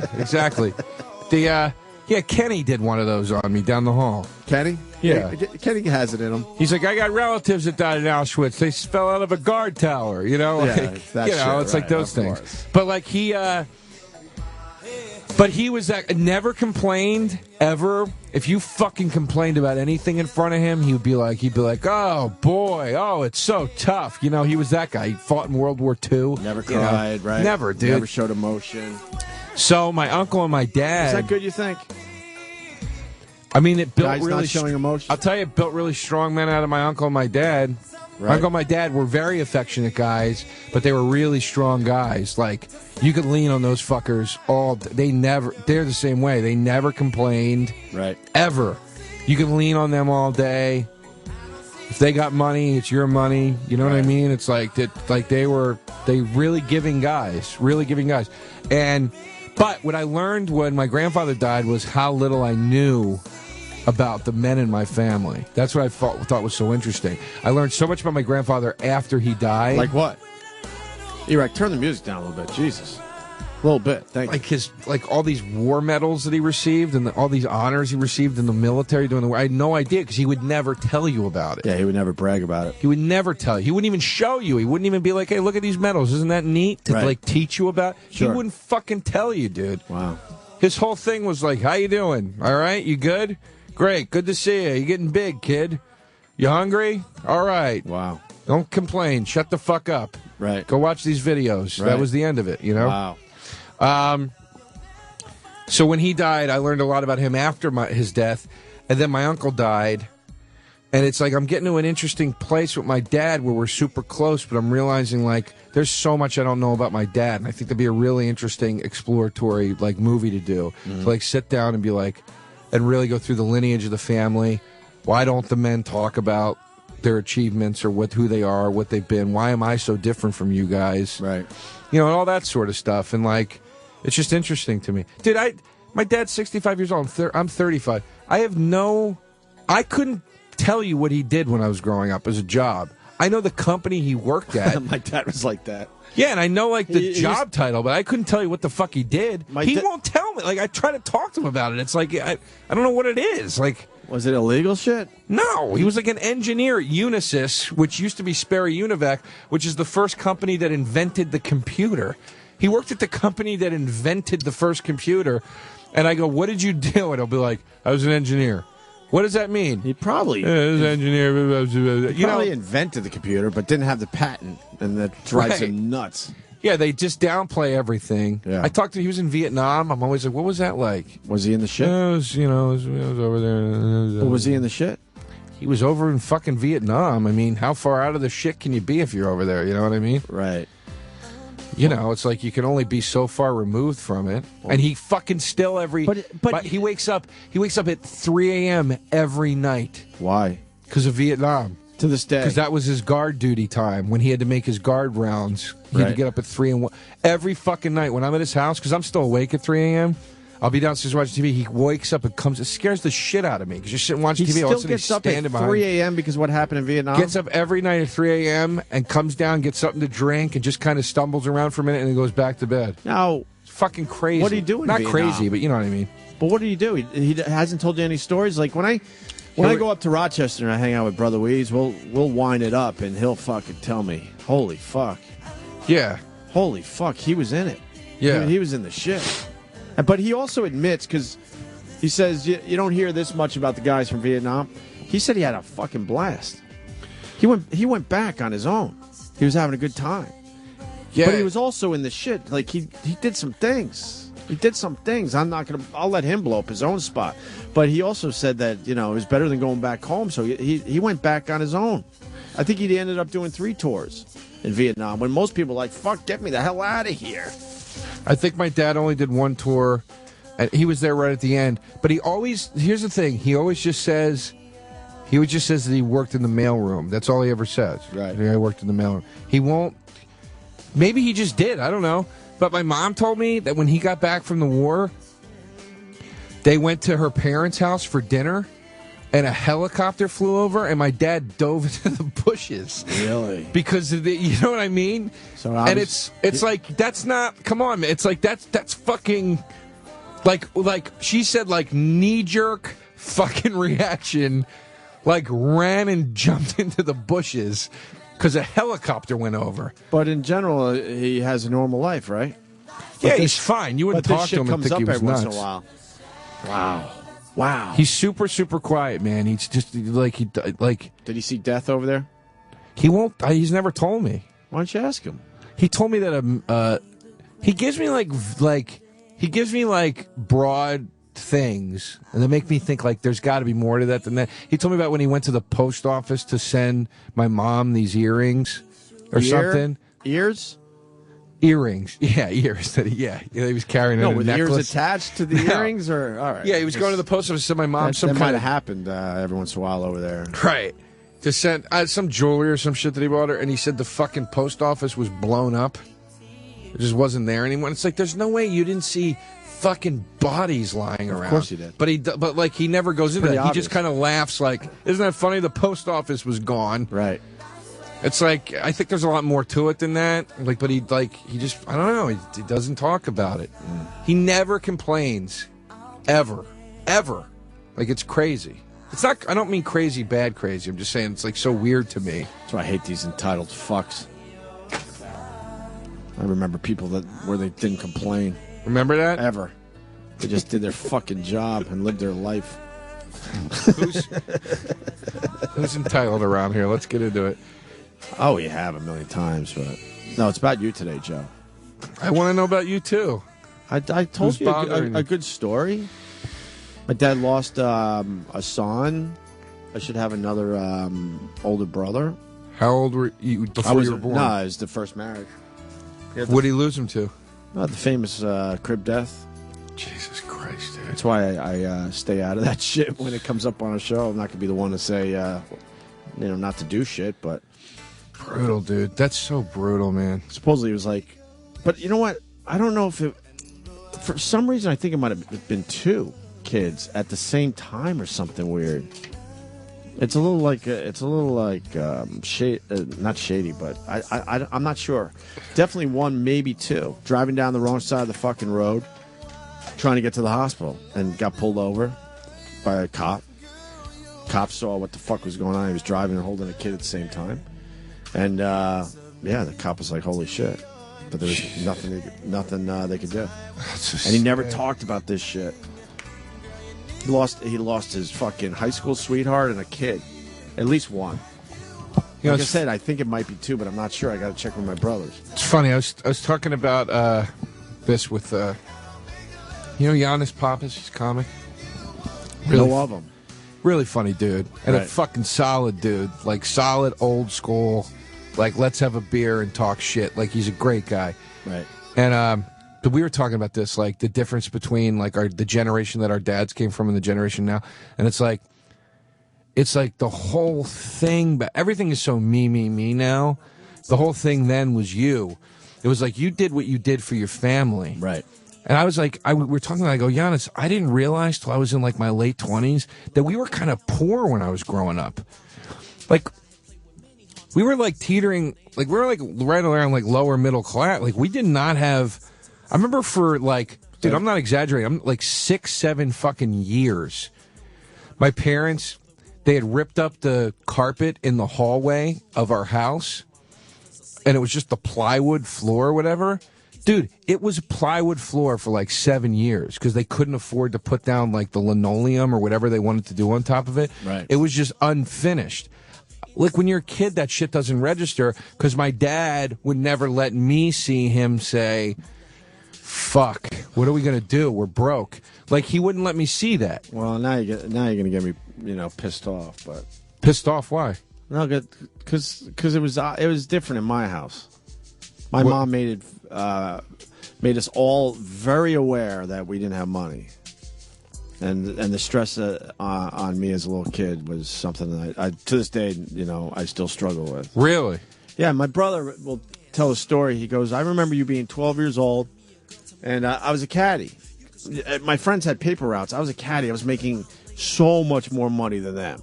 Yeah, so much more money. That's the fucking. I wish you could go back and do that. Like I made in one day what they were making in a week, and I was working pretty much 7 days a week. And my brother remembers, that I had to come home with my money and give it to my mom. She would write it down like, "We'll give it back to you eventually." I mean, they gave me some of it back way when it didn't matter anymore. Right. And my brother talks about how I remember like them sitting you down talking about their money issues with you, and I remember being a little kid going, "Why the fuck are they telling him?" Jesus Christ. You should be sheltering that shit from your kids. Why have a 12-year-old? So I was fully aware of the value of $1 and the fact we didn't have it. Wow. And I felt that stress, I remember, as a kid. Like, that's something it should have never crossed my fucking mind. Wow. She was always, man, always I don't know how we're going to pay our bills and how we're going to eat. And always, very vocal about it in front of all of us. Well, I remember my mom being a little more outspoken about it, the stress of it, than my dad was. Because my mom worked, too, She worked full-time. I was a latchkey kid. I remember her being a little more vocal about it, but at the same time, I do remember my dad just never letting on that we were broke. It was but I remember Christmases where my mom came to me and said, "Listen, you're probably not going to get anything this year." No. Yeah. How old? I don't know, maybe 13, 12, 13, 14, like that age range. No. 15. That's when Christmas matters the most. It was it's probably more like 14, 15. Like when she was listen. Enough already? You're old enough that you can deal with the fact that you might not get shit this year. 14, 15. I mean, they always got me something. It wasn't like, Yeah, but that's too young still. I could see if you're 18, 19 maybe. I remember being young enough that I was like, what the fuck? Come on. And it was just because they didn't have money? Yeah, they weren't being assholes. Yeah, they were. Where was all their money going if both of them were working and you were in a lower middle class situation to begin with? They just were never. They were never. All right, we noticed that one, you assholes. I know what they're doing. I hear it in the background. All right, you idiots. Go ahead. They just weren't good with money, man. They were typical baby boomer couple, man. They fell into the fucking trap. They fell into that credit card, that new homeowner generation, move out to the suburbs and get the house and fuck it, we'll put it on the bank's tab. And they had the credit cards and they just fell into the trap, man. They just were always behind. They were always behind. That's us. That was us. And they just... My dad was more than capable of making the money, but I think he gave up on a lot of his career aspirations because my mom just got more and more fucking crazy. So Really? I think part of it was he decided to not work anymore to kind of keep tabs on her. Really? I think so. Wow. So then he always had some kind of, scheme going on to bring money into the house. And he was a bright man and a smart man. And every once in a while, he would hit pay dirt. And I don't know if I've ever talked about this on the show, but all of a sudden we did have money. It was nice. And then it would go away, and then we'd have to wait for the next, fucking thing to come in. Yeah, that's weird. I kind of remember that happening with us, too. Like, there were certain years where it was like, we're going on vacation, and all this stuff is great. And then the next year, it'd be like... all dried up. We got nothing. I wonder what that's about. I never understood. I think they just would get ahead and then, like, fall back into the credit card trap or something. Right. But... I remember my mom saying to me if I mouthed off or if I was an asshole, because I was a real mouthy kid. I was an asshole. She would go, "You son of a bitch, we're still paying for that shit we gave you in December." Like, she would say that to me, like, because I was being like an ingrate. Right. And I never knew what she meant. And then I got older and I understood what she was saying was, we put all your stupid fucking Christmas presents on a credit card. And you're being an asshole. Yeah, and you're being an asshole. Like, we're paying it off $30 a month, right? Because we bought you $400 worth of how shit. about you appreciate some of this? Yeah. Right? It's nice, though, now, finally... It's not the job of a kid to make sure the parents know they're appreciated, I don't think. No, but I was an asshole. Yeah. I know that I was very disrespectful. Yeah. I'm not saying I was. Look, I'm not martyring my parents and saying they never provoked it in the wrong way or whatever. I think it's always a two-way street. But I know that I was a fucking asshole. I was an only child. I was selfish. Right. You have a very weird dynamic with your parents when you're an only child. It's way more like a sibling relationship. Mm-hmm. How many we got? 4. What's the matter? Oh, nothing, Joe. What if there was a holiday gift that is guaranteed to get her to take her clothes off every night? If that sounds good to you, then get her a Pajamagram. Pajamagram has the best selection of the softest and most comfortable pajamas that she's sure to love. You can wrap her up in the world-famous Hoodie Footy. Maybe you want to get her something more playful from their catalog of fun and sexy PJs. You can even combine the two with a sweet and sexy set. It includes something sweet for her, the original Hoodie Footy, and the Midnight Fantasy short set, which is something sexy for you. Every Pajamagram comes with free gift packaging to make it super easy. Call or go to pajamagram.com to order, and you can finally have the gift that will get her to take her clothes off every night. What are you waiting for? Call now or order online, pajamagram.com. The phone number, 1-800-GIVE-PJs. That's 1-800-GIVE-PJs. That's pajamagram.com. Delivery in time for Christmas is guaranteed. Send her a gift that's playful and practical this Christmas. Choose from hundreds of pajamas from comfy to sexy, delivered in a beautiful fabric hat box. Call 1-800-GIVE-PJs or shop online at pajamagram.com. What do you mean, Joe? Someone is writing me saying that I got to explain to you that my mom is mentally ill, but you know that, right? You've alluded to it, but you never really got into it. Never really got into it. I mean, with me, personally. Oh, no, she has OCD really bad, but there's probably other issues in there that I'm not really interested in finding out about. How bad's it? Like 1, 2, 3, 4, 5, like that kind of OCD? Thoughts. What do you mean? Well, let's say, that guy got assassinated in New York City on 58th Street? Yeah. And obviously they don't have the killer. Mm-hmm. There was a time she would read that shit and think she did it. Holy shit. Exactly. And my dad, I'm amazed, and I don't know how he fucking dealt with it. And he would go, all right, if that's what you really think, because she would obsess about it and convince herself she had something to do with it. So my dad would simply go, well, then go to the fucking police station and turn yourself in. And then she could rationalize, like, okay, yeah, obviously this is stupid.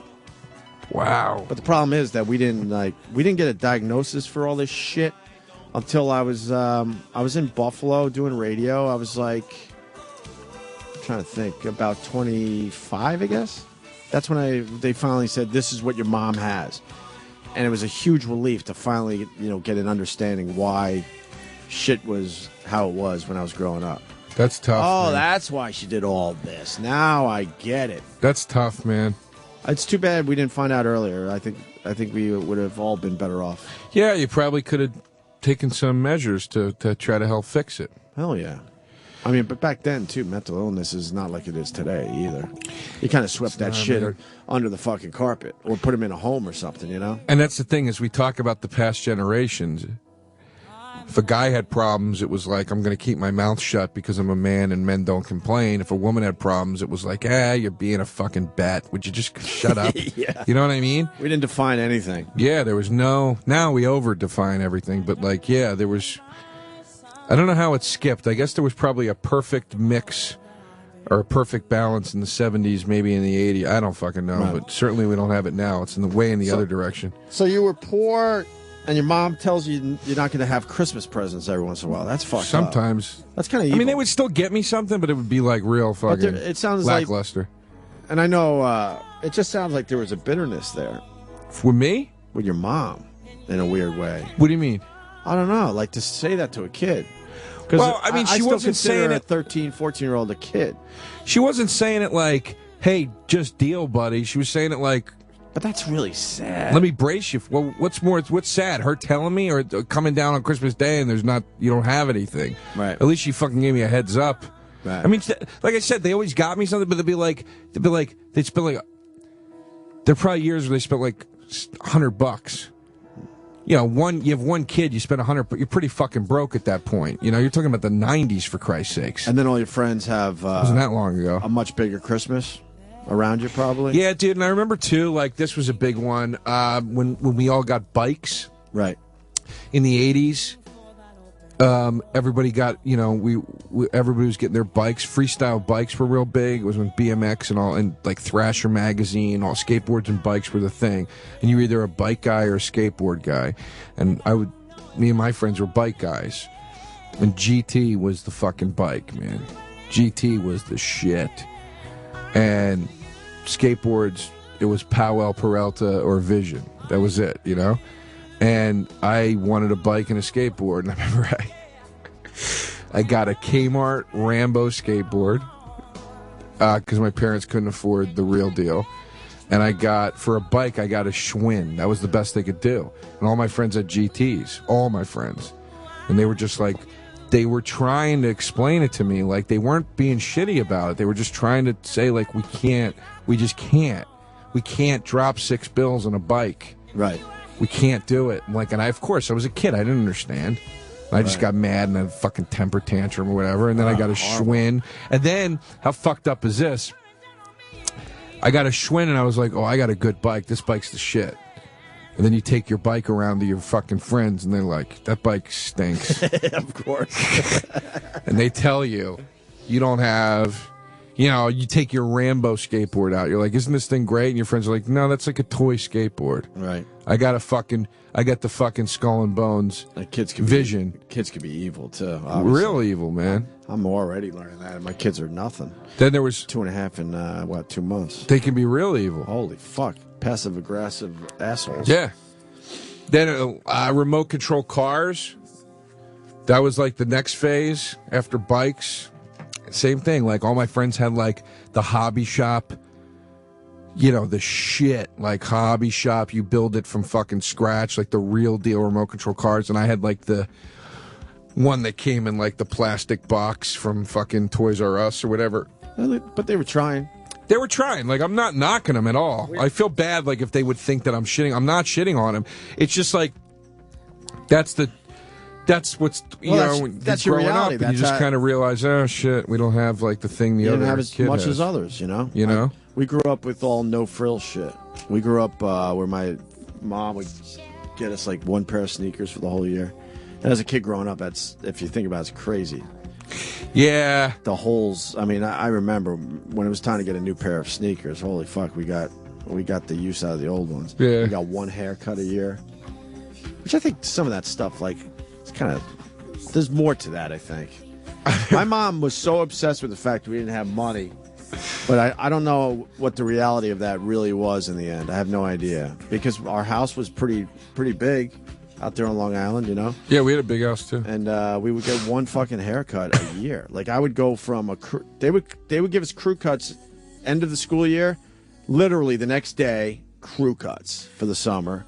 And then the next time we would get a haircut would be the end of the school year the following year. So I would go from having a crew cut to hair down to my shoulders. Holy shit. Year after year. No shit. And I think that, now that I look back on that, I find that really odd and strange. Yeah, how much man, were the that's- haircuts back then? $5, right? It's because we weren't getting anything fancy. Yeah, you weren't getting shampooed and everything. No, man, it was just a quick buzz cut. That couldn't have been more than $3 or $4. Couldn't buy the clippers But back I think then that was either. the level of what her money issues were and what she believed. She believed. She used to yell and scream all the time. We're going to be, homeless out on the street. Always. Jesus, that's rough. Always. But you I can't remember blame her that. because she had mental things. going Oh, on. really? Well, seriously though, somebody that's not completely stable, it's like it's not their fault. Well, I guess, and I talk for a lot of people that have mental illness in their family, you just wish there was some sort of responsibility, some sort of self-awareness. I never got that. Never. No awareness that what her issues did to our family. It's tough, man. It's tough. And it's tough, too. I love how we're making everyone uncomfortable around here. I don't give a fuck. I'm having a great time. I don't give a fuck. I just like the Tony Braxton is playing. Oh, I know. I hear the music. That's really tough because and that had to be heartbreaking for your dad, like to deal with the dynamic of having kids and a wife that was going through that. The heartbreak for my God. dad, which I've never talked about on the air, is simple. He completely believed in my mom, completely, and believed that someday she would be better. And every once in a while, he would take me aside and go, "I think we're making progress. I think this is it. She found a new doctor. She's on a new medication. I think this is it. I think finally, she's going to be all right." Jesus Christ! Right to the end, man. He believed in her. Is she still like that? Like what? Like this? Like what you're talking about? I mean, she's older now, so she can't do a lot of her evil shit and stuff. She had a poison pen. So what's that mean? She would write letters and stuff. They call that a poison pen? She would have loved Twitter. She would have loved Twitter. No, like my brother dating, 15, 16 years old, discovering pussy, discovering girls. Had a girlfriend. They did a few things. And my mom found her underwear. This girl's underwear. Right. So my mom thought right away that this girl had to be a whore. She's 15, 16, discovering her sexuality. So decided it was very logical to mail the panties to her parents. Holy shit. Thank you. And thought nothing of it. Like that is a normal thing to do. But that's how people thought back then. That's her parents need to know what she's doing. That's crazy. It wasn't even like because I know the girl in question, and all that too. I mean, no, she was just a regular fucking girl growing up. That's not even like evil shit. And that's that doesn't like, even mean that my brother had sex with. I don't even know what they actually did. But that's like that wasn't even evil shit back then. That was just like literally your mom being like, they need a wake up call. Their daughter's up to no good. Nah. Do you know what I'm saying? So you think that's all right? I don't think it's all right. I just think it's the way people functioned mortifying back for then. a teenager. It's like in fucking The Godfather when they mail the guy the fish. Right. And they're like, "This is the message. We drowned him. Right. We send messages like that. Like that's like old school shit. But that was more just normal growing up shit. There was nothing evil there. It didn't deserve the response he got. Yeah, I mean, look, you want to talk about fucking backward sexual whatever. I mean, I went to Catholic school for 12 years. They made me, I had borderline panic attacks the first 3 years that I had sex with girls, like, afterwards. Because of all the bullshit that they hammer into your head. You're going to go to fucking hell. You're going to get AIDS, They hammer all this terrible shit into your head. But you seem too young for that.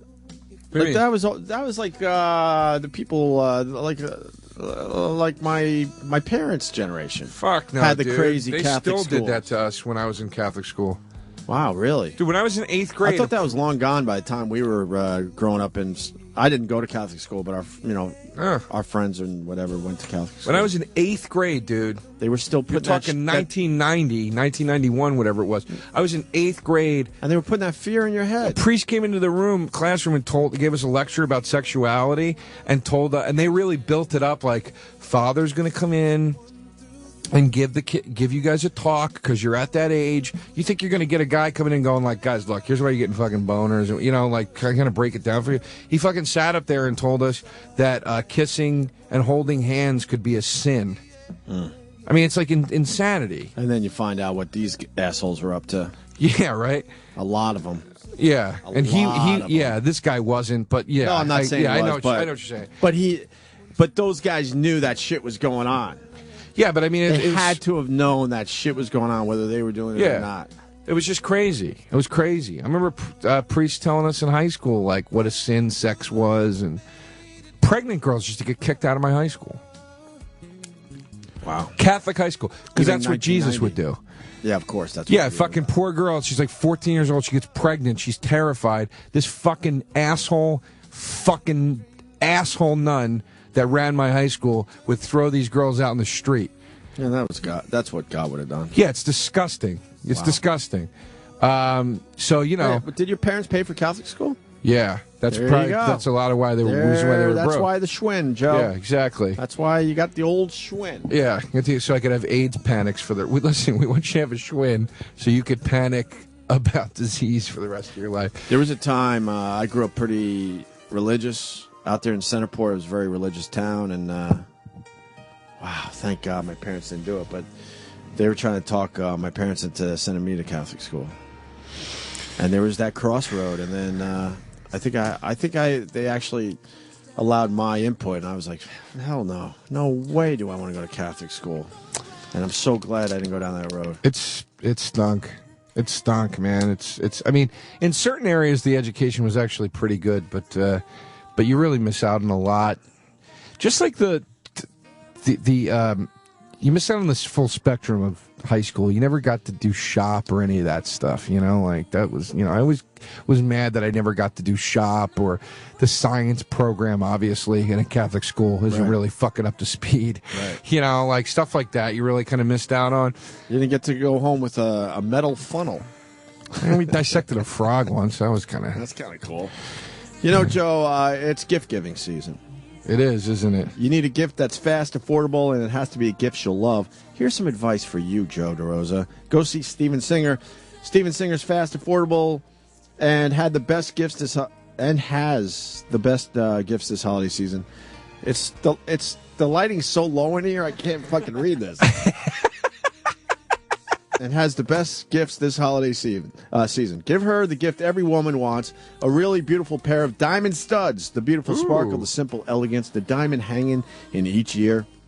And Steven has high-quality diamond studs starting at just $199. You can't beat that. So here's what you got to do. Go online to IHateStevenSinger.com. That's all you got to do. Diamond studs are the jewelry basic. Women love to wear them 24/7 for dress or for play. And when you shop at Steven Singer Jewelers, you'll never outgrow them because not only does Steven have the best selection, the best quality, and the best price studs anywhere around, but he also has a lifetime upgrade guarantee. All right. Kind of nice, Joe, right? I think that's a nice thing that Steven does. See, your mom's got the tiny little, diamond earrings because you can't afford much, but they're probably doing better now. They're doing better now, so you upgrade. So she could have upgraded her fucking diamond studs. You upgrade the studs. You upgrade the studs. Yeah, that's what you do. Steven Singer offers fast and free shipping. Don't miss out this holiday season. Get the woman in your life a great gift. Steven Singer Jewelers, the other corner of 8th and Walnut. 1-888-I-HATE-STEVEN-SINGER or online at IHateStevenSinger.com. Catholic school, yeah. That's very nice. Yeah, Catholic school, dude. Catholic school. But they told us all through Catholic school. So I walked away when I was in college. I remember sitting in college my freshman year. It was my first week of college. I was in a... I don't know, some literature class or something. Where'd you go to college? I went to Temple for a year, and then I went to Kutztown University in Pennsylvania. Your parents had money, Joe. Those are state schools, and I was all on my dime. I'm paying the loans now. Oh, okay. Yeah, they took loans out. Yeah, all right. Which they never explained to me. Just every August they'd go, "We got to go to the bank," and I'd sign some thing. I was fucking high out of my mind. I didn't know what I was doing. Right. And then at the end of it, they're like, by the way, yo, fucking yeah, no shit, $45,000. I was pissed off because my parents were really strict as far as our schoolwork and all that and getting good grades. So I worked my ass off. I was the perfect kid when it came to school and all that shit. Then I'm in high school and I start, everyone's starting to talk about college and stuff, and I did everything, right all those years. Right. And then they sat me down and basically said, yeah, we don't really have money for your college. I'm like, well, fuck. So you never went? I ended up going to Geneseo. What's that? State school, SUNY school. Okay. But at the time I had a great communications program because I knew I wanted to do something like this. So it all worked out? It did work out. I had a guidance counselor, and I told him my dreams, but I'm like, look, my parents don't have the money, because at the time it was like you went to Syracuse, you went to Boston University, you went to, it might have been Temple even. Mm-hmm. Was that the one back then? Temple had a good communications program, right? So did Kutztown. And I was depressed, and then he went through his files, and he showed him this. He gave me a pamphlet for Geneseo and said, look, no one knows about this place, but it really is a good communications program. You could get on the air as a freshman, which these other places you couldn't. And I didn't know that at the time. I thought I'd just march into Syracuse and Boston University, and those were powerhouses for broadcasters, and I would be on the air immediately. And they're like, no, that's not true. You'd be lucky to be on there as a junior. But this place, this little school in upstate New York, you could be on the radio, first day as a freshman. Right. And it did all work out in the end. Yeah. But thank God. But I just assumed if I'm doing all the hard work and stuff, that my parents had a big plan for me. Yeah, no. It's, meaning, getting me into a good college and all that. Yeah, it's funny how it all kind of works out like that, Mm-hmm. I think, I went to Kutztown. I was going to drop out to pursue music. With the band I was playing in. Is this Ashford and Simpson? Who is this? Is this Barbara? All right. Go on. Yeah. I was going to drop out to pursue music with the band I was in. They were like talking to me like, you got to stop going to school, and we were going to move to Philly together. Yeah, sure. And I felt so guilty that my parents were going to be so disappointed that I didn't leave school. I was right about to do it, and at the last second, I was like, I'm not doing it. Wow. I can't do it. The band got really mad. I ended up quitting the band. It was really traumatic. As And, you look back, are you happy you made that decision? well, at the time, I soon after regretted it. I resented my parents, and I was like, I felt guilty, and I did this. But now I look back, and I'm like, thank God. I would not be a comic right now, because if I follow the string of events that I'm not going to take you through, it's too long and boring. But that lit a fuse. Me staying in school lit a fuse to a chain of events that led me directly to doing stand up. Wow. And I don't mean that just well, who knows? What if you did this? Maybe then that would. I mean I can trace the steps of why exactly music led me to stand up in the way that it did, and it wouldn't have done that had I left school for it. Damn, that's gonna be part 2. So yeah, this is like this is great. This is like one of those books where the first 100 pages are all the fucking history, and then we finally get into the reason why you bought the book. You want to know about the actual career? Yeah, it's just like Lincoln. So this might be a good place to stop this. Hey, I love it, because I want to know how you got into comedy and. Yeah, I got to get a train at 10:40. So. No, we got to go. I love this today. You can't. What? I'm laughing at this song. Oh. Have you decided what to get everyone on your list this year, Joe? Does mom and dad have money for Christmas this year? You need $100? Who is this? Is this Singer again? This is No, the commercial. Oh. That one, right? Yeah, this is George Michael. Right. I'm never gonna dance again. Guilty. Feet have got no rhythm. Oh, right. I don't know what. This is your read. Oh, this is the one I did earlier. Yeah, you're all about the berries. I like doing this one. You're all about the berries. God, man, we got up to why you got. Now we get to talk about why you got into stand up and all that shit. Now we just gotta find time to do part 2 of this. I'll just turn on the channel one day and we'll do part 2. I'm fucking around. Let's do it anytime. All right. You kidding me? We'll do it before Christmas. Yeah, I'm in town all next week, except Monday. Let's. I swear to God, I had this weird thing. I got up this morning. I knew Aunt was leaving early. Jimmy's out of town, and there were other people that were scheduled today, and they dropped out, or we told them beat it until next week. And then I was thinking, I'm like, you know what? I've known Joe a while, and I don't know shit about him. I'm like, fuck it. Let's just break it down today. I love it, dude. Sam's been waiting the whole time for me to crack and just be an idiot. No, I knew see it you in his weren't eyes. going to. I can see it in his eyes. I He's like, where's the turn on this one? I knew you weren't going to. I could tell when you said we're going to turn the lights down. I could tell. I was like, he's serious. He's not like fucking with me. Well, I'm kind of getting bored doing the same show every day. I need to do other things. You want to do a series of conversations? No, I don't like Frost Nixon. No, I want to still do the Opie and Anthony show, but I want to do other shit. No, I don't mean in place of Opie. I'm just saying, if you want, you and I can do a 4-part series of conversations. Well, we certainly got a second part. I was hoping to talk about your stand-up career and how you got into comedy and all that, but we'll do it. We'll do it next time. Oh yeah, I'd love to do that. There was some good background there. I'd love to do that because I'm always fascinated why you guys, ended up in comedy, and it's always because you were brought up fucked up or different than the average fucking norm, whatever that is. I don't even know what that is anymore, but it all leads to. It's just so funny to me how the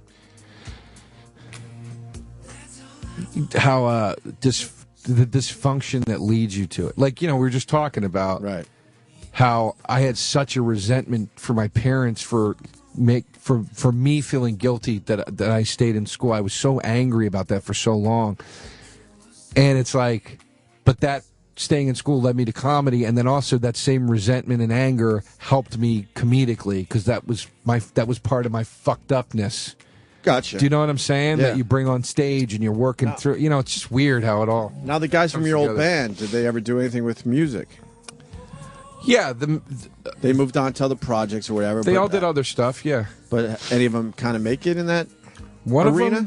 One of them became a chef in New Orleans. He's still down there, and we're actually going to play a music show in April when I go to New Orleans. And he still plays a lot of music. He's been in some fairly prominent bands on the indie scene or whatever, I guess. Any bands we know? I don't think you'd know them, no. But, guys that were respectable. It's like comedy. It's like you can work with notable people and get out there and be doing your thing, but at the same time still not be that known, Right. And then the main guy in the band started a small label, and he puts out a lot of other bands' albums now. He put out my band's album a few years ago. Right. So, we're still all on really good terms, and, we're all still friendly, and we talk once in a while, but it's, not like it was. Just see these guys every fucking week. Sure. These are the kind of guys, that I would have bought presents for at Christmas. Have you gotten a present for everybody in your list? Have you picked it out? Oh, my God. I got one dumb thing so far. Well, I hate shopping for Christmas. I hear the stress in your voice. But me and my wife are almost to the stage where we might not get each other anything. Because it's when you have kids. Not because of the money, right? No, it's all about the kids, though. I have no problem shopping for my son and my young daughter. But just buying shit to buy it, we all do it, and no one wants to be honest about it. You walk around the mall and you're just annoyed, and you start just fucking buying shit they're never gonna use. My mom keeps asking me what I want. I got my parents something. I got them a killer gift. They're gonna shit their fucking pants. What is it? I don't want to say on the radio because I'm scared it's going to get ruined somehow. Can you write it down? People I know, people in my family listen to the show, so I don't want it to get the roof blown off of it. They're going to freak out. What year is this? What? What do you mean? What do you mean, what year is it? What the fuck? I'll explain when we are off the air. Oh, I want to say so bad. No, trust me. When I explain to you, trust me. I know. That's why I want to talk about it, because obviously there's a story there. No, there's no story. It's just one of those things. It's just, I'll tell you after. How old is the... early 90s. Really? Yeah, dude. All right. This is going to be you kidding me, dude? But my mom keeps asking me what I want, and I'm like, I just buy anything I want for myself already. You know, like I never shop for myself, but then when I'm in the malls, Christmas shopping, then I'm like, oh shit, I need this, and this, and I start buying all of it, and it drives everyone nuts. Yeah, I think I'm just going to ask. I don't for do a it on gift purpose. certificate. I don't fucking know. But I end up buying everything that maybe other people could have bought me for Christmas. Yeah. Go ahead. I might just say, I don't know. Anyway, listen, fuck. Oh, I do that every time. I'm sorry. Here's the thing. Don't stress out about the gifts, okay? Can I tell you why? Why? No, why? Because there is a gift out there that is sure to please. It comes already wrapped, and what if I told you it wouldn't cause you any stress? Are you listening? Yeah. Can I get a hey now? Hey now. That's Howard's thing. I know you're going to talk Larry about Sanders. I've been watching Larry Sanders a lot. This is what he does. Is that where that came from? Yeah. I know you're going to talk about Swizzles and the berries being nice and big, and there's a lot of different chocolates they use. Listen, I actually have had a lot of these in my house, and I love them. You can send giant freshly dipped strawberries from Sherry's Berries starting at just $19.99, and that's over 40% of your savings. These enormous, mouth-watering berries come dipped in white milk or dark chocolatey goodness and covered with chocolate chips, crushed almonds, and decorative swizzle. Just go to berries.com, click on the mic, and type in the code. Guess what the code is? OPIE, baby. Yep, Opie, OPIE. Double the berries for just $10 more. Sherry's Berries are perfect for neighbors, friends, clients, coworkers, anyone. They also make great hostess gifts. They also make a great hostess gift. I don't know what that means. Gift for a hostess. What's a hostess? Somebody, a woman who hosts a party. Why not a host? Like a man can't have a friggin' party? You're not going to get a dude like So basically, it means... I would fucking love it if you brought me some strawberries. Yeah, they're What's good. that? How do I find them? Well, Sam, get access this special $19.99 deal at Sherry's Berries. You call 866-FRUIT-02, 866-FRUIT-02, or even better, you visit berries.com. That's BERRIES.com. You click on that microphone in the top right corner. You type in Opie, OPIE. Go to berries.com, click on the microphone, you type in Opie. You get this deal. Order now. Offer expires Friday at midnight. All right, very good. Today. May I say something? Oh, Kenny's in studio. Yes, Kenny. I would like to say something. You got the mic. All right, well, it's 10 o'clock. Tickets are on sale now for the Antisocial Show at the Brigada, February 17th, Sunday. Our yearly visit to Atlantic City. We all going? Yeah. It's a party weekend, President's Weekend. When is it? When's the show? Company holiday. When's the show? It's Sunday, February 17th. You know what? I might come down just to hang out with you guys down there. That'd be good. Okay, that sounds nice, like it'd Joe. be a nice party time for everybody. Last year, I hung out with Rich and Bonnie. Yeah, I would come down just to hang out. Yeah, so get your tickets now. Go on the Brigada website. Go on the Antisocial Comedy Facebook page. They have all the ticket links there. Tickets are on sale now. What's wrong with your voice, Kenny? I'm a little raspy. Why are you a little raspy? I don't know. I had a little congestion this week. That's a shame. Kenny, you know what else is also available? Huh? My new web series. Oh, thanks, Joe DeRosa. Yes. Oh, with your ex-girlfriend that you're breaking up with? Yeah, the web series is called We Should Break Up. YouTube.com/official comedy. And what's fun and interesting about the show is it's based on when Nikki Glazer and I actually dated. It's us recreating excerpts from our relationship. I saw the first one. It was really good. Thank you. Is that a true story? The first one? Yes. That's so fucked up. Yeah. That didn't happen with me and Nikki. That happened with me and another girl. Yeah, but you're just bringing it all to the series. But everything in this series is actually happening. Most of it is stuff that actually happened when Nikki and I dated. Most of it. So the new one that's up about us in a restaurant where she asked me how many people I slept with, that's me and Nikki. Like that was a conversation we had. So, I haven't seen that one yet. I'll so check it out today. All right. Joe DeRosa, thank you very much. We're going to do part 2 of this someday. We'll figure it out. Wait, dude. Are you kidding me? I want to know I'm serious. How it led you to comedy and all that crap. What if there was a holiday gift that is guaranteed to get her to take her clothes off every night? If that sounds good to you, then get her a Pajamagram. Pajamagram has the best selection of the softest and most comfortable pajamas that she's sure to love. You could wrap her up in the world-famous hoodie footy. Maybe you want to get her something more playful from their catalog of fun and sexy PJs. You can even combine the two with a sweet and sexy set. It includes something sweet for her, the original hoodie footy, and the Midnight Fantasy short set, which is something sexy for you. Every Pajamagram comes with free gift packaging to make it super easy. Call or go to pajamagram.com to order, and you can finally have the gift that will get her to take her clothes off every night. There you go. What are you waiting for? Call now. To order, visit pajamagram.com or call 1-800-GIVE-PJs. That's 1-800-GIVE-PJs. Pajamagram.com. Delivery in time for Christmas, guaranteed. Send her a gift that's playful and practical this Christmas. Choose from hundreds of pajamas, from comfy to sexy, delivered in a beautiful fabric hat box. Call 1-800-GIVE-PJs or shop online at pajamagram.com. I'll walk out with you, Joe. Okay. Have a good weekend, everyone. See you Monday. And leave on your shoes. Would you mind if I looked at you for a moment before I make sweet love? The Opie and Anthony Show, Sirius XM.